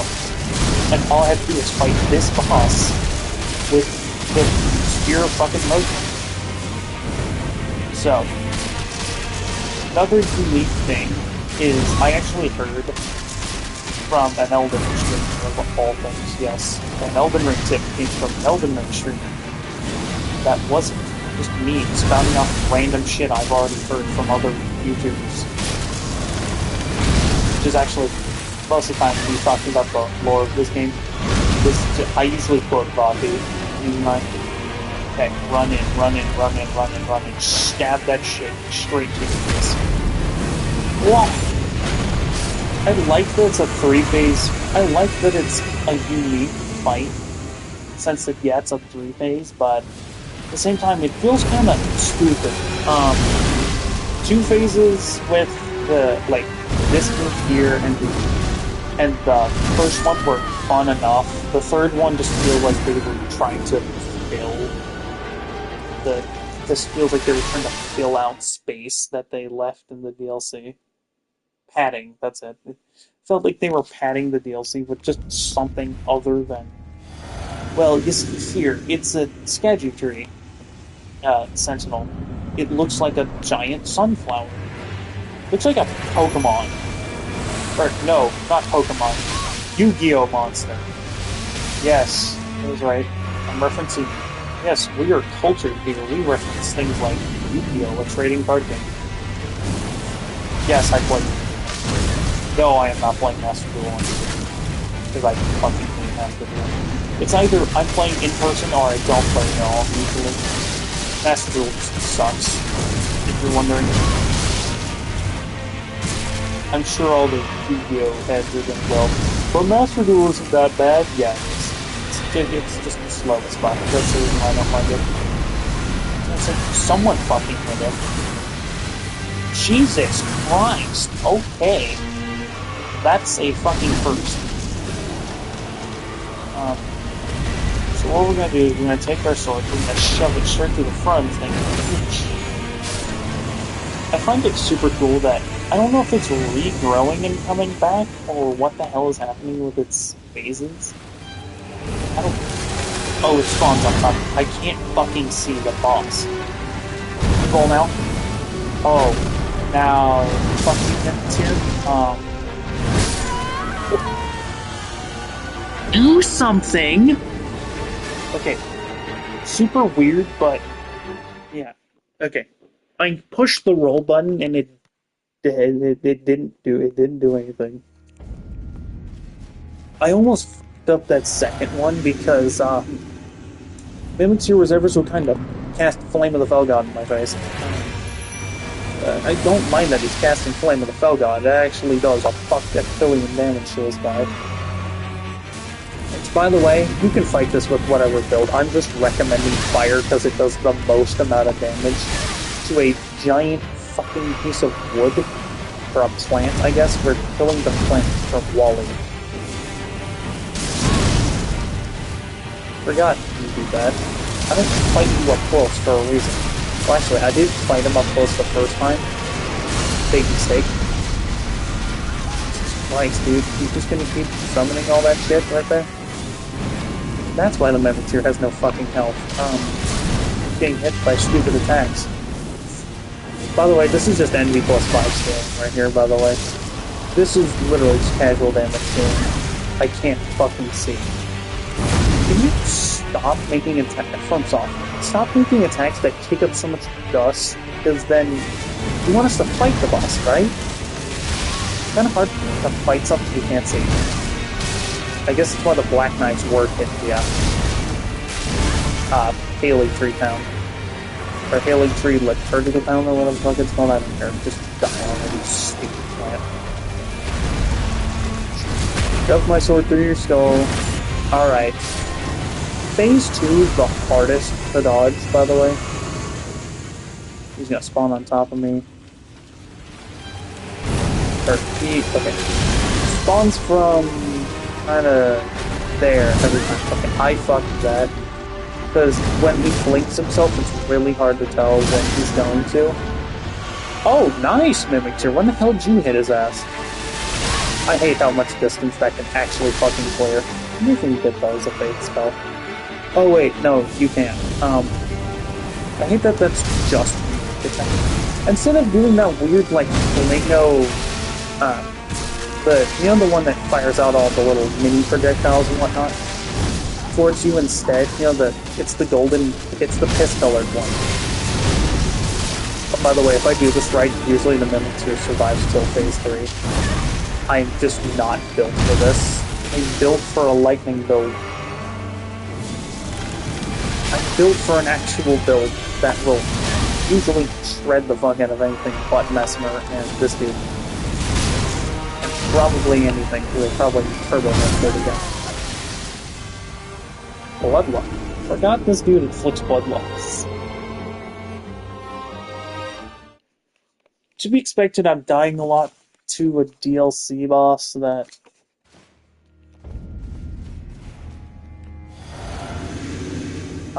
you know, not easy to deal with, but not hard to either. It completely depends on the build. Like I said, don't use Sacred Spear of Mode. At that point, you're an arcane build, you can use others. Trust me, Sacred Spear of Mode really isn't worth it. It may do a pinch of fire damage, but it is a bleed weapon. Using a bleed weapon against something that doesn't fucking bleed. when it's literally the sacred spear of a blood dynasty, maybe don't fucking use it against a boss that literally has no blood. I love that AoE attack though. I really wish you could do it in the, or use it as a Carnage, but Carnage don't get shit in this game, apparently. Oh yes, I love missing the boss that, like, Fireball. I cast Fireball. But no, like I said, this boss could do with just 2 phases. Actually, you know what? With how easy you can bullshit it with, like, fire damage or something, keep the 3rd phase. You already worked on it from some, but because like, it just feels kind of awkward that a boss like this has 3 phases. It's a minor boss that it's a, well, I guess it is a rough map, but how the hell did that kill me? It hasn't ever before. Boom. That's so weird. That's never killed me like that before. I think I slightly off time. Oh no, he caught me on the slide back of the head. I don't know when the damage period ends for that. It's not like you walk into the enemy and it just does a fucking billion damage just because you step close to the boss. It actually has to attack you. It has attack patterns, which is kind of interesting. Like, not even Terraria bosses do that. That's how fucking Minecraft works. The boss kind of floats towards you, you take damage for it. Really weird way of dealing damage, but I mean, don't mind complaining over game design from like 2011. I wish it kept stacking on the, I wish like fire damage and stuff kept stacking on the Skag-3 avatar. Good job, Mimikteer. That's such a weird glitch. Okay, so it's always going to spawn to the back side of the fight. Okay, I understand. I fudged that. But almost fudged that last one. Okay, guzzle down a couple flasks. Just to rebalance. Where's that going? It's here. Of course it is. I did not realize you were going to start slugging spike strips at me. Jeez. He's slugging like he's a baseball player, Jesus Christ. Really am an American. Using baseball terms on Elden Ring bosses. I'm using American baseball terms on on Japanese video game bosses. Anyway. Oh wait. That's why it's difficult. It's made by the Japanese, and it's not a dating simulator. I guess they make other games. They make fucking Mario Kart, but that's just Nintendo. To be honest, Nintendo isn't really the hottest shit on the market right now. Can you come out from behind the giant pillar? It's really hard to fight a boss that flings itself to the other side of the map at random intervals. It's never done. Actually, I'm gonna shut up because it has done that before. I think I even have it on camera. If you really want to see what kind of metalhead scream I pulled off when fighting this guy, finally, Jesus, oh, I didn't realize you were doing the full fucking phase. Jesus, dude. Yeah. Can you do something other than swing yourself to the other side of the map and just use ranged attacks? Jeez. It's a battle of the ranged players at this point. And spells that will not hit their mark, ever, when I tell them to. Oh my god, we actually fucking did it. Okay, let's get in there and... boom. Shakalaka. Okay, this will save a hell of a lot of time. So wait for the boss to spawn. That's the easiest. Mimikteer's dead. I'm dead. I am most certainly fucking dead. Because he's about to end it all with nuclear fire, Elden Beast style. I love all the gold aspects of that attack. Oh, and I forgot he does the second phase too. Such a weird ability for a plant, but I guess it makes sense with the long-ass, lengthy arms. I was expecting kind of an audio cue of him summoning them, so Can you come over here and stop doing that shit? Bro, either come here or just die. It's not worth it. And don't come here in the way I know you wanted to. When it's here, I swear to fucking bro, if you don't take some aggro, you're going to be pissed. Good job, Mimikyu. You're gonna get yourself killed. I'm gonna get myself killed in a second. Careful. Nice. Good job, Mimikyu. You left the lingering fire. I swear that's the only thing you'll ever fucking cast. Not like I'm like I said, you can literally force him to. He has a. Oh, I forgot he does it a gazillion times in this second phase. Fireball, fireball. Yes, hit. Oh my god, dude. This is perfect. Oh! No! No, no, no, no, no, no, no, no, no, no. I can't tell if you're queuing up an attack or standing up. They literally have the same animation. If I had known that, I would have actually attempted to dodge. Hang on, I'm gonna end it here. Fun boss when you actually use the right build. Not so fun boss when you're not. Have a good one. Thanks for watching. Make sure to like, share, and subscribe.